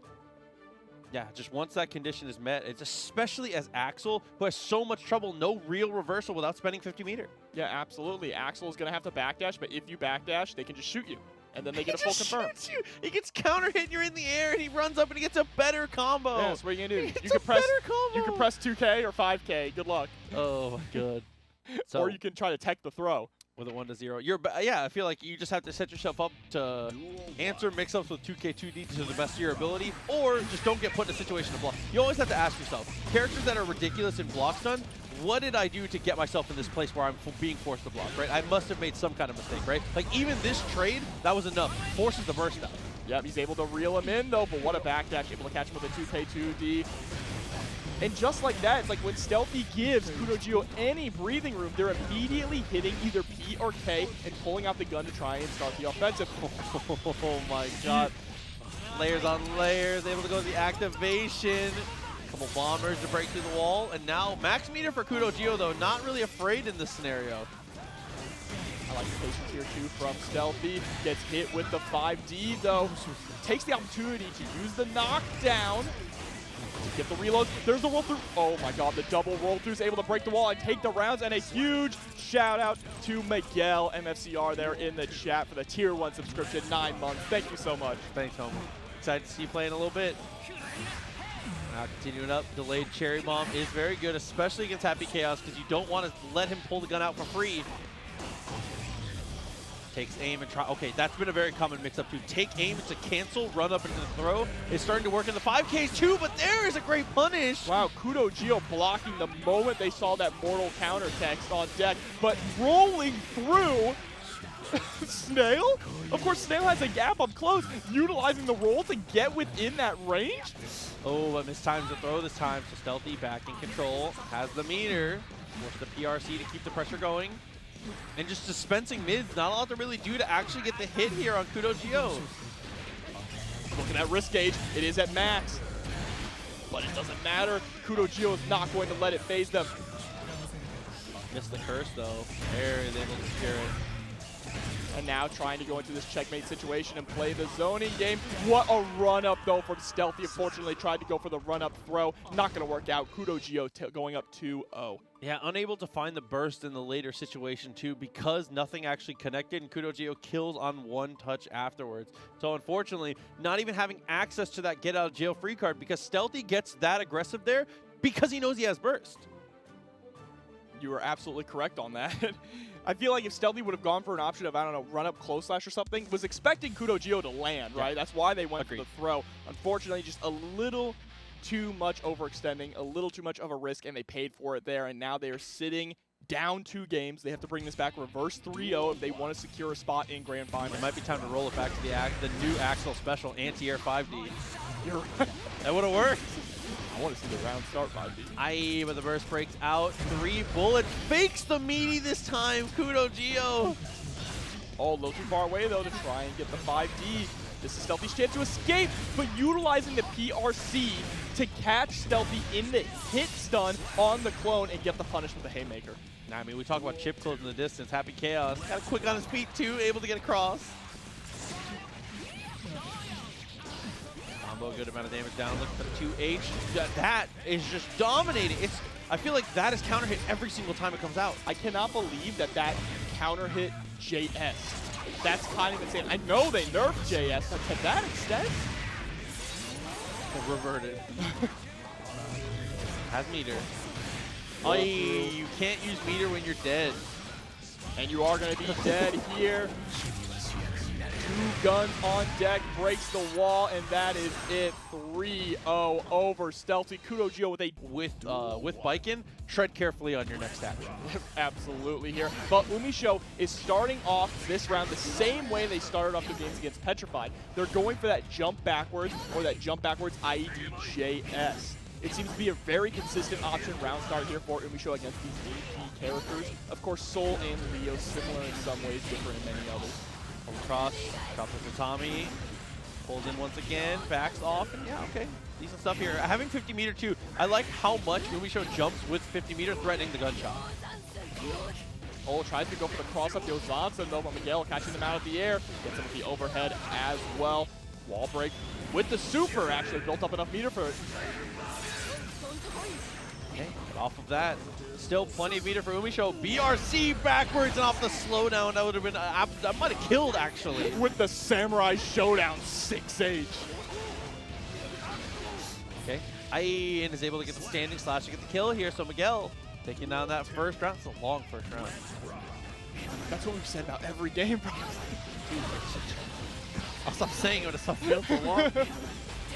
Continue to look forward, try to go for the follow-up there. Guard point stance is punished from that distance. Oh, nice 2S coming out, but unfortunately the 2H is going to whiff. Strange side swap though. Block straight into throw. Miguel could have answered to that. The best mix-up is this, you super jump up and you're like, I don't even know what side you're like. That's the strongest mix-up. You don't know where it's gonna mix. Oy, okay, that was incredible defense from Miguel, but it can't hold up forever. Yeah, what was that? Low overhead low? Just forcing Miguel to block like a god here. Gets hit though. JS pushed away, pull in, very nice. I love going for the sweep there too, but the 2S feels like a mistake, put him a little too far away. Oh no, gets counter hit though while trying to go for another Kavari. Miguel starting to figure out that 2D is a good option to counter hit the startup. Okay. Trying to go for the pull, not gonna work. Dash up, gets too close though. UMISHO matches out of it. Oh, and there's actually nothing you can do there. I respect that as Miguel. We always say it, it's so important. I'd rather see a bad burst than no burst. Yeah, exactly. Dying with burst is one of the worst feelings ever, so I respect Miguel for just letting it rip because you never know. If UMISHO screws up a bit and you get the burst, the game is not over until you are out of life. And Miguel is also well known for being super tricky and sometimes holding burst way longer than people would normally advise. So there is a world where Miguel just doesn't burst there in hopes that UMISHO is trying too hard to bait, right? That definitely is, that really could happen. But here we go, jumping straight into game 2. Is UMISHO going to keep it up with the jump back? No, opts to just go for the far slash this time. That's actually going to allow Miguel to keep the pressure on. Can I be honest with you? I'm getting Axel vibes from UMISHO's Baiken. Yes, actually. It feels pretty similar to what I saw from Stealthy just a minute ago. But unfortunately, maybe a little more of Stealthy getting put through the wall here. 50 meters still available for Miguel, and it's already built up maximum now. You know, it's funny because Kavari is basically Baiken's sickle flash, right? Or Red 6. That's what it feels like in some aspects. But here we go, we're going to get those JD loops. No, actually going to go for the air Johnson. Break the wall with the 5P. Aye. Not going to work. Try to swing out. Move far. 2K. Follow up comes through. Miguel not going to burst. He's going to hold on to it. Had such a huge advantage at so many points of that round. UMISHO, what a comeback. GD there with the 2H though. UMISHO is just throwing out this Kavari there in neutral. really trying to force NFCR to come in through the air so they can get that counter hit 6D and lead into a corner carry combo. Nice touch though from Miguel, gets the axe kick, rolling all the way into the corner, too far away, gonna get punished for that one, absolutely. Yeah, very nice whip punish there from UMISHO. Dashes up, 5P. Once again, sticks to the wall, is going to be able to spend the meter, but no, instead is going to hold on to it. So positive bonus and plenty of meter, but we saw Miguel lose the situation before with an even bigger lead last time. DP picks up, only going to get a little bit of damage off of this. Chases down the backdash with the throw, and gets through the other side. UMISHO actually waking up with the parry. I like the wake up parry for sure, but UMISHO still in control here. One round apiece. Again, a must win for Miguel here. Can't go down 2-0. Too much momentum potentially. Okay, 2D. Chasing down with the JH. Okay. Ooh, okay, bar slash is going to counter hit. That's going to be nice corner carry here from UMISHO. I love the way that they OTG 2H straight into Kabari. Sometimes it's just out of range, but if the opponent wakes up and tries to move forward, they're going to be forced to either block that Kabari or get hit by it and lead to a reset combo. Ooh, okay, it didn't quite work, but I like the idea from Miguel there. Jumping S. Doesn't go for the burst. Drop combo. Burst finally comes out, though. Oh, ballsy gold burst there from Miguel. Not going to pay out, though, but they just really need one more touch to close this. Bar slash 2H isn't going to work, but the IAD back JS, my beloved, just like our boy Axel UMISHO, going up 2-0 over Miguel. A really important thing happened in that last round, though, is Miguel's Kara Fireball in reaction to Kabari has shown that Miguel is now spacing correctly to whiff punish with Fireball there. So UMISHO needs to be aware of how big of a thing that is compared to the way that UMISHO has been playing the matchup and needs to pre-adjust because that's a big deal. If Miguel starts consistently punishing like that, this is going to get really hairy for UMISHO really, really fast. Yeah, for sure. And what you're seeing a lot too from Miguel is that they actually do dash forward Fireball, right? They're hitting that dash bump in the moment they hit forward so that they can move forward with their Fireball and get a follow-up from that punish. Oh, DP, very nice. Get out of the tatami. A throw, but there's a nice jump over from UMISHO. And jump S, again, my beloved. All goes to the parry, PRC. DP is going to whiff. Great run under there from UMISHO. Forces the burst out of Miguel. 2D RC into the delayed close slash. Going to be a grip of damage on deck with this wall break. Yeah, being able to use the headbutt in that scenario is so strong. And positive bonus once again. But UMISHO, as we've said, has been dominant from these losing positions.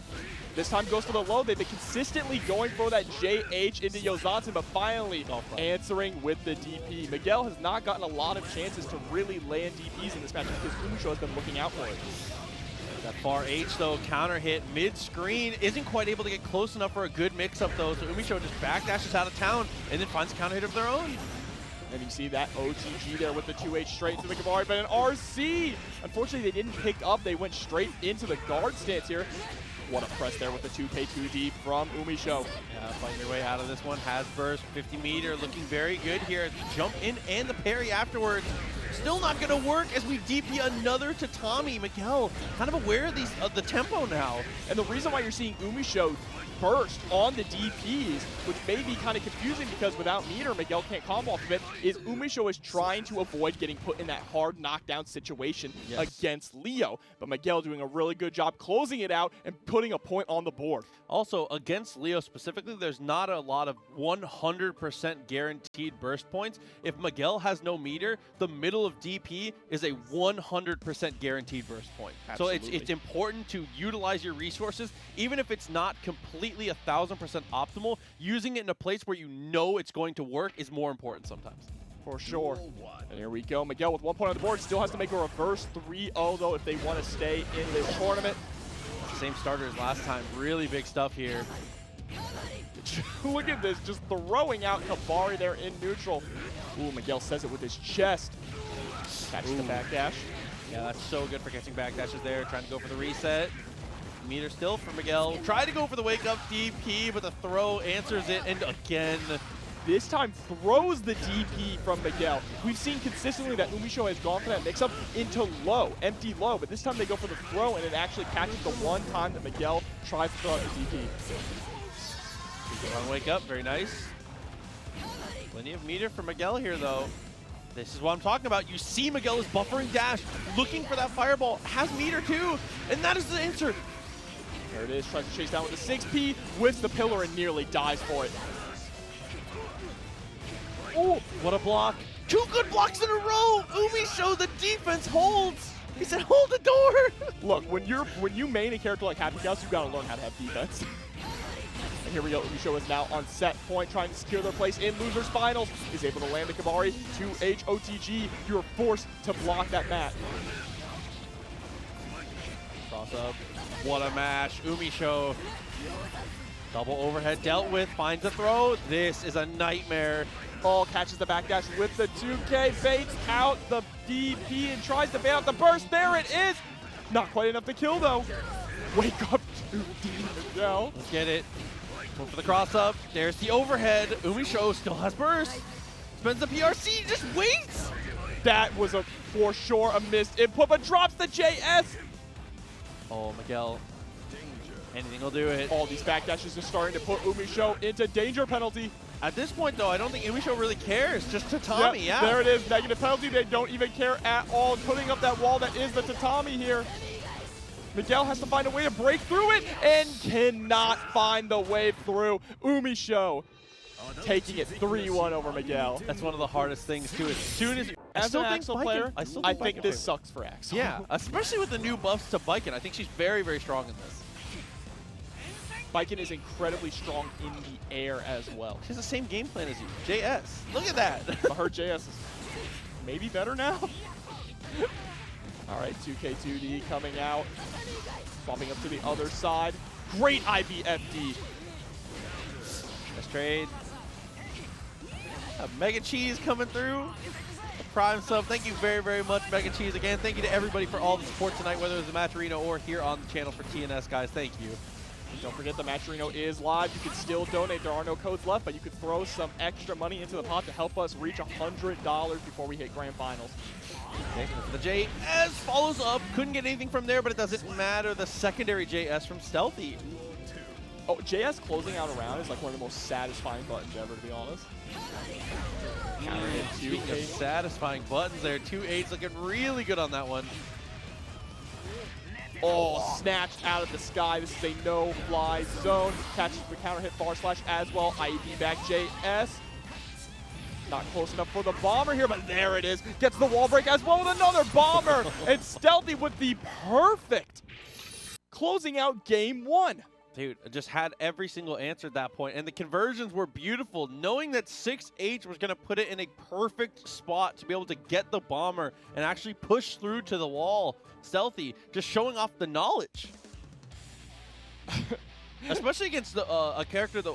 do you know which weight class? I hate to put you on the spot. Which weight class Do you know Baiken which is? weight class Baiken is? I It's the same as Kai, right? Yes, I believe so. Yeah. I believe Baiken is just middle. Okay, so that's not weight. too bad of a combo then on that. That's still crazy just to know that was going to work. I think she might be... Oh, she's light, because all the female characters are light. Hey, okay, that So makes that's sense. the case, yeah. That's what I was thinking. I was thinking all the female characters are light, but Baiken might be medium. Okay. But no, she is light. Thank you, Chad.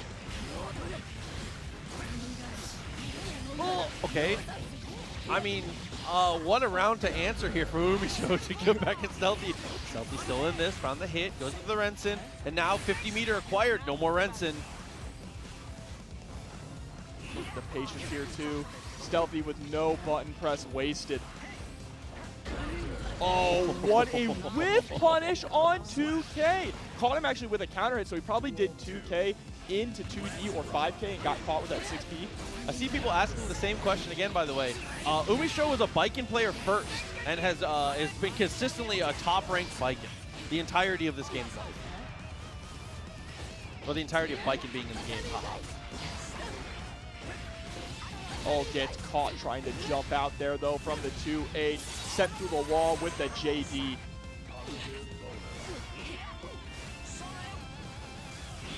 Oh, like these little delays. Continuing to try and poke here, but doesn't want to be overcommittal. Oh, wow. Fast PRC there into the 2H, just trying to catch UMISHO throwing out the Kabari. Poke. Look at the meter. Yeah, burst had to come out, and UMISHO would rather PRC or red RC twice to try and bait burst there than actually do the super. Yeah, that's something I was actually noticing is the way that UMISHO spends 100 meter to bait out burst. It's very effective. To finesse. I mean, 100 bars just to finesse. And the amount of damage that they get off of it, though. Yeah. Not only do you take the burst, you get the damage, and you keep running your game plan. Yeah, and I'm trolling a little bit. It works every time. Yeah, it's It crazy. feels like it's a 100% hit rate. Duel 1. Here we go again. UMISHO still doing pretty well here, but that's a great chunk of damage coming out from Stealthy. Axel, obviously, a lot of the times, an average low damage per hit character. That JH was out there for 10 years. That felt like Kai Exer 2D. Aye, but the jump in S is able to get the conversion there. Stealthy forced a burst, and now, unfortunately, is strapped in. Good blocks though from Stealthy so far. Already trying to chase Baiken up to the air. Is that gonna punish? No, not quite. And the jump over though, able to close out the round. UMISHO trying to go up 2-1 here. Make or break round here. 2K2D, no delay, no anything afterwards. UMISHO, easy punish. A fourth of your life off a 2K2D. Just blocks there on the tatami mat, but gets clipped by the 2D instead. Oh my god. As soon as you see the fire come off their feet from the dash cancel, you just want to jump. It's just so scary. And that will end the round off of that. UMISHO landed a throw early in the first round, and then the second round, same thing, is able to get the throw. After that, every single dash canceled normal, Stealthy's holding up. Yeah, and then just weaving in and out of overhead low, low, keeping Stealthy on their toes there, just able to close it out in really quick fashion, nice and clean. Or simple and clean. Does Axel have any good matchups this patch? Axel absolutely has a lot of good matchups in this patch. It's just, we just happen to have played like his 4 worst today. He's gonna get sold. Bodies Potemkin. Yeah, that too. Still good against Gold Lewis. Okay, delay a little bit. Rare actual 6P. Yes, very rare. Not a very good button at all. There's the rainwater to create some space. Yeah, with 100, it's rare that you can say with 100% certainty something about a character. But that is with 100% certainty Axel's worst button. Ooh, gets counter hit by the 2S though. Burst gets blocked. Okay, UMISHO actually dropping the combo there, but still has Stealthy towards the corner. Not anymore though. Stealthy tossing UMISHO back up against the wall. PRC tries to go for the low and bringing out the blade. We are going to set point now for UMISHO. Definitely the right option at that point. You have so many resources, you're so far ahead. Instead of trying to block the 50-50, just let them know you're willing to go for the reversal here. And UMISHO off to the races once again. Tried to go for the empty jump and gets answer straight away. Stealthy has corner position, but lets him get away. 2H clipping. Wow, actually going underneath Baiken's bar slash with 2K. Clean throw. OTG tries to go for the 2K2D again. Should be able to close out this round straight into the bomber. I like that. Don't even go for the 5K or the close slash and give UMISHO a chance to burst. Yeah, the early bomber's really unexpected for sure. Because you know UMISHO will go for the hero burst. They have consistently shown that. For the dash up 2S, catches a 2H for their troubles. And immediately goes for the ID over. Need to be in JS range to keep playing the zoning game. They do not want to be in a brawl with Baiken. Oh my god, JP. I love the patience. The way Stealthy has changed up the game plan is really just sticking to zoning now. And that is another great Axel thing. Goes for the command throw, doesn't quite work out. PRC's out of the way. Gold burst on the 2S attempt. Are you kidding me, UMISHO? RC keeping pressure going, 2K2D, Kabari, but the just block comes out. 2K could have landed the 2D, and there we go. Mortal counter 2H. Stealthy is tying it up 2-2. Dude, just Axel things. That is one of the most impressive Axel skills, is knowing when to do what Stealthy did there. UMISHO super jumps and has meter to reposition. Axel forces a situation where UMISHO needs to reposition, and then Axel presses the dash macro and holds it. Goes for a run. What a good reposition. It's so important to know how to do that. That's the Joestar secret technique. Just leave.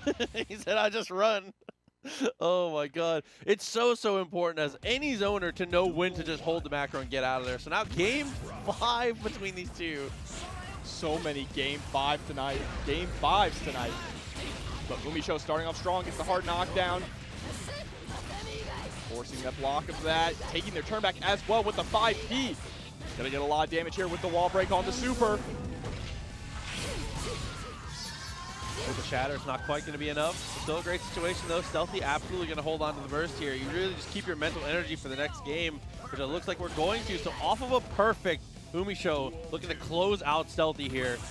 And the important thing to note is the very first time in that round when UMISHO went for JH safe jump, they went straight into aerial Zonsen. The second time they went from low, already mixing up their approach. 2K2D Rainwater starting to connect here too, but there we go. UMISHO found the sweep. Oh, the run-up throw. You're tethered now. Pulling him out of the corner with the jump back air dash. Interesting interaction. The punish though. OTG with the 2K and then delays a little bit. Just wants to see what UMISHO is going to go for. Is hesitant because of the meter. Counter hit 5H. Pushes himself too far back though to hit the snail. Oh my god. Oh no, gets hit by the honest mid straight into 2H. That is it. UMISHO eliminating Stealthy from the bracket. Let's see, it is going to be the Baiken, so the expected matchup for sure. But round start is going to be a big decision here because it's weird against Happy Chaos. Happy Chaos, yeah, can be that kind of aggressive at round start. Yeah, immediately going for that 2S, starting off strong here, only 1 bullet used. Knocking UMISHO back into the clone, and I think that put KudoGio into a little bit of a false sense of security, right? Thinking that the button coming out would be hit by the clone, but Baiken a little too far out. Throw, dashed up, looking for the actual throw of his own, but finds the headbutt as a response. A couple weird situations in a row that KudoGio comes out on top of, but there's the BRC to close the gap. Bar goes out, and there's the follow-up as well, even without the meter, right? Just trying to close the distance. And that 2H to get the kill. Very nice with that Tatami for good measure. All right, round start again. This time, UMISHO actually jumping forward. See, we're already seeing the difference. When they were going up against Leo and going up against Soul, they were doing jump backwards or IED back into JS. But against Happy Chaos, they're opting to be a little bit more aggressive. Life bar now. Burst is still available for KudoGio. Found the 2K. Couldn't get anything afterwards, though, and there's a nice trade. Coast to coast combo here, going to be able to break the wall. Not with the super, though. They have 100 meter on deck. Surprising to see immediately with the PRC there around start, setting out the clone. Yeah, and should be able to kill off of this. Plenty of meter and plenty of resources to take it down. KudoGio going to even this up now. 1 round apiece. Both players having access to their burst now. UMISHO, look for it early. They've been popping so early.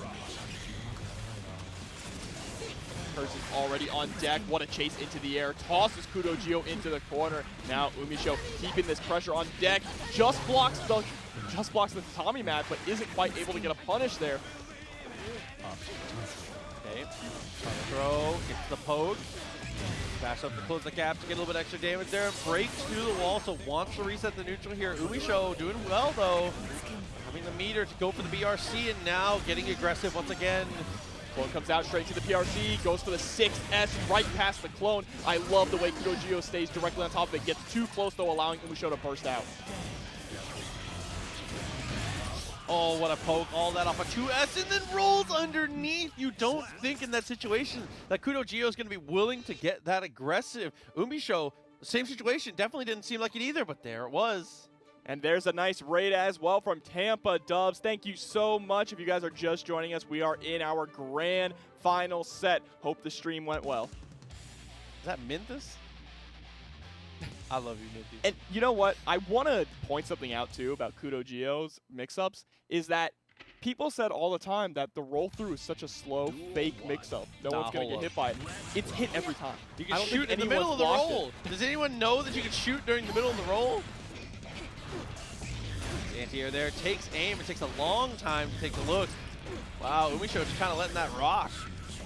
Trying to play very patient here. Nice 2K, 2D. Reload, look for the 2S, and there's that roll again. Yep, fake mix-up. It works every single time. The 6S coming out from behind the clone. Oh, but there's the parry and all that hard work just deleted off of one good read from UMISHO. Oh, trying to fish out there. 5E comes out, nice confirm, goes straight into focus. On the throw, OTG. Delays a little bit in the backdash. UMISHO, what a call out there. Maybe backdash at a timing where it's specifically backdash because the second shot didn't come out. Because normally you expect the 2 shots, like we said. What a 5P anti-air there too on the Aerial Zonson, able to get a full confirm, going straight to the wall. Gonna break it with the 6S. Look at the damage as well, about 60% for the forbidden air dash from KudoGio, putting themselves into the corner. Yeah, spending 50 meters to put yourself in a compromised position here. Spends the PRC and is able to poke out there. The clone working out beautifully. Oh, but getting shot here straight into the Deus Ex Machina. And KudoGio tying this up in rounds. Still staying on a lead in games though. UMISHO, this is a round you cannot let get away. IDing very aggressively and getting anti-air to punish for it. Yeah, and KudoGio is consistently anti-airing with 5P as well. Good patience. Just trying to find that one spot. Backs up against the wall though. They don't have too many options to escape. No burst or meter on deck. Getting sent through the wall though. Positive bonus here for UMISHO. About to get up to a full stick of butter. Spend the BRC to keep the pressure up. Yeah, is able to jump over the low as well. That low crush coming out really, really effective here. Find the throw. This is how the mix-up starts here. Goes for the super. Do they have time to block? They do not! Oh, yeah. It goes straight through the clone, I believe, actually. It's a really interesting situation you don't see too often, but I do believe that supers just blast straight through the clone. So very well played there, coming out from UMISHO to even it up now 1-1. KudoGio very close on that one. Yeah, 1-1. I feel like this is going to go up to game 5. Whether or not it's going to reset, I can't call, to be honest. Honestly, at this point, though, when I see these sets, it is not surprising in the slightest to see this come down to that ending game 5. It's just been all night. Duel 1. Here we go, this round start situation, incredibly important again. But now UMISHO opting to actually go for the jump back JS, bursting incredibly early, did not want to allow KudoGio to get the momentum lead, but that is not going to stop them. There's the gun pull out, coast-to-coast combo here. Straight in is going to fully reload the guns here. Put himself in a decent situation now. He's got a guaranteed curse if they want it. But they're going to go for focus instead. Oh, roll forward, gets tossed though, now you're tethered. Trapped in here with me, throws out the 5P, multiple hitting 5P to actually catch UMISHO on the backdash. So excuse me, catch KudoGio on the backdash. 5C, RC forward, good way to deal with the clone there. Tatami is dealt with, and a good mash from KudoGio. But has to find another touch here, needs to deal some kind of damage somewhere.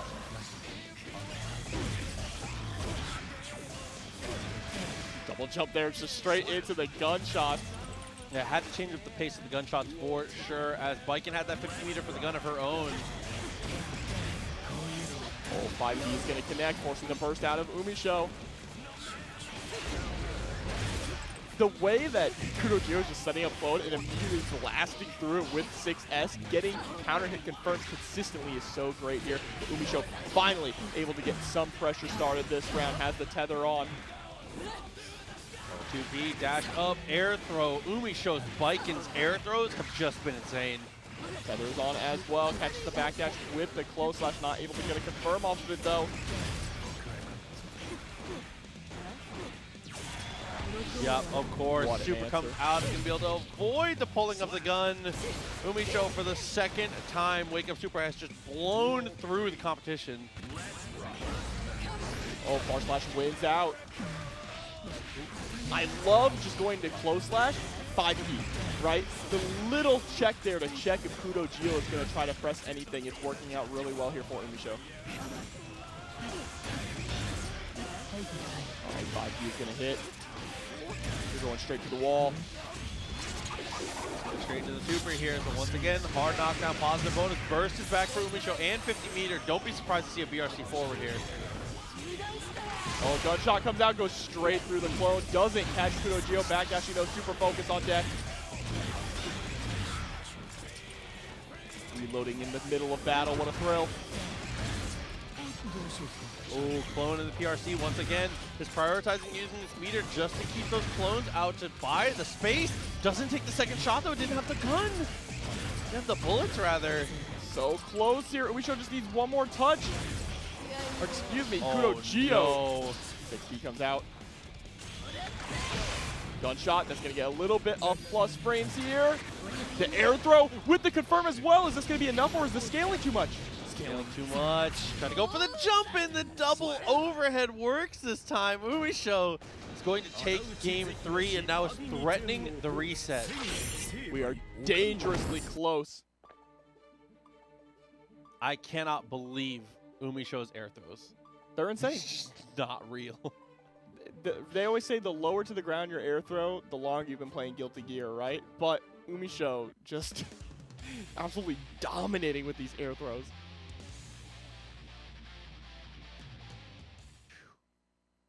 Two to one. I need a drink of water. This is tough. This is tough for sure. Duel 1. Let's rock. Round start curse, I like that. Let's build some distance here, but oh, Kabari beats out immediately trying to pull the gun. Yeah, UMISHO absolutely just closing distance immediately, but a nice taco there from KudoGio, forcing the burst out of UMISHO. The taco. I've been commentating so much KOF, that is just the taco now. I respect that. Oh, looking for the throw, backdash, easy peasy, and the burst bait. OTG straight into the Kabari. KudoGio hasn't had an answer for that, but what a clone. Not enough meter to continue the combo. Final throw, OTG reloads one bullet, chucks the curse, and now You're in chip range. You need FD, no! doesn't FC anything there and gets chipped. And that is just the awareness, right? Not being aware of the situation that you have meter and that chip is a very dangerous reality. Challenge though, takes aim. That's a clone, dashes inside of it. I like the decision there. But curse is too far, loses the health for the clone and doesn't actually receive the clone and now is tied in. What a conversion there. Still had enough time to break the wall with the far slash, and that is a reset. UMISHO is going to send it to set number 2. So, it's 0-0. We're going to get back again. KudoGio has got to get themselves back into this here. That was a 3-0 though, because KudoGio won game 1, I believe, And right? UMISHO just Yeah, I said, nah, it's over. You can't see because we're not on camera. They can hear but it. Alex They can hear it. is just mashing his fist. So a dominating performance there from UMISHO in those last 3 games. If they can do a little bit more dominance here of KudoGio and get themselves back into it. Duel 1.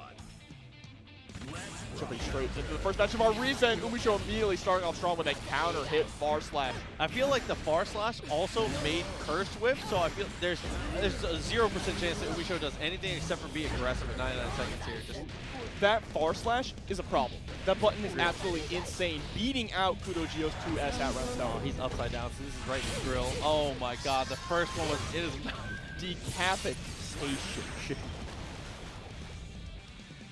We're watching an execution right now of Happy Chaos.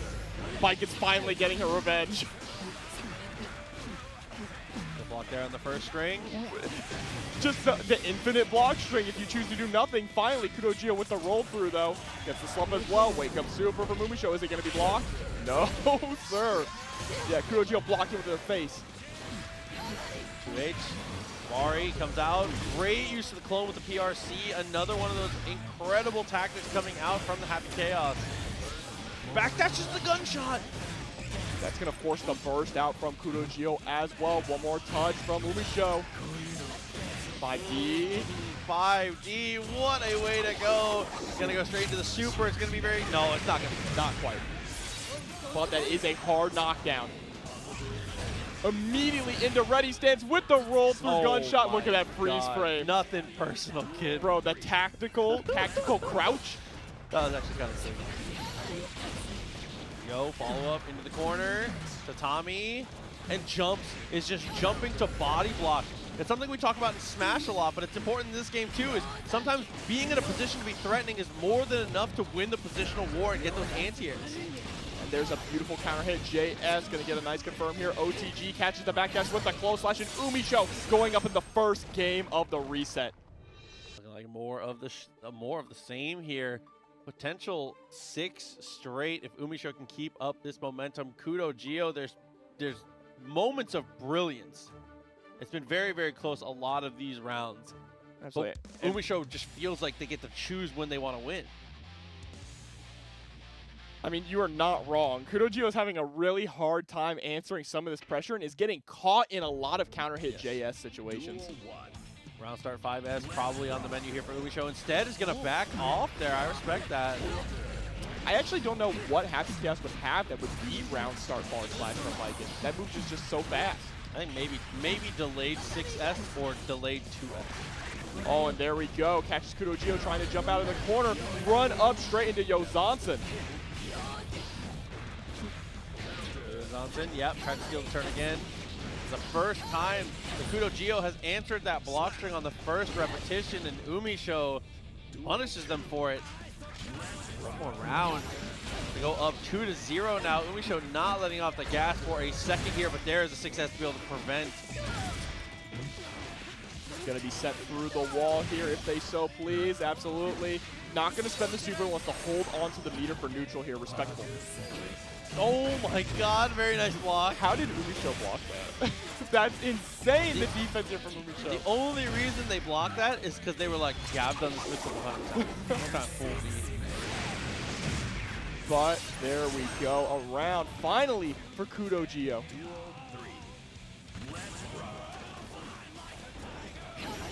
Patient catches with the Kabari. Oh, this is a different layer we're seeing now from UMISHO with the JH safe jump straight into the throat. We've normally seen them either go for low or go for the Yozansen. Oh, the very delayed follow-up there. Try to go for the PRC. KudoGio holds on to the burst. Yeah, and that hard burst bait might actually come back to haunt UMISHO. Then never mind. I mean, it's one of those things. Again, we said it before, and we have to say it again. It's better to burst poorly in the end than it is to not do it at all. You don't want to ever die with your burst there. So UMISHO, 2 games now. KudoGio, once again, every single one of these games is within grasp. I mean, absolutely. Look at the bets. They're sitting at 50-50. Even the chat is completely divided. That is the bet from last game. You are right. We are in a new set. 2-0. On the grand finals reset. KudoGio, can you bring this back in? We're going to see 6 games straight from UMISHO. It is going to be a tough uphill climb. KudoGio needs to win 3 straight. Oh, we got JD Loops. No, drops it with the IDJS. Really unfortunate. This is going to give KudoGio the chance to get some pressure going, but the parry coming out with the RC. Gonna side swap. The burst just barely connects there. Goes for the clone and the PRC, but actually setting the clone there puts their health low enough to where that throw actually kills. And this is tournament point now for UMISHO. Starts it off strong with a cross of Yozansen. There's the trade. We've got Dust Loops in the corner. Break the wall with the Dust. One more combo with 50 meters should be able to close this out. UMISHO content to play it a little bit slower there while they wait for the meter to come up. Yozansen connects, but no combo. And that is going to be it. UMISHO with 6 games straight is your TNS champion. And with Baiken, well known for being one of the more dominant Happy Chaos players in the world, and as the chat said, and is correct, is the best Happy Chaos at the mirror.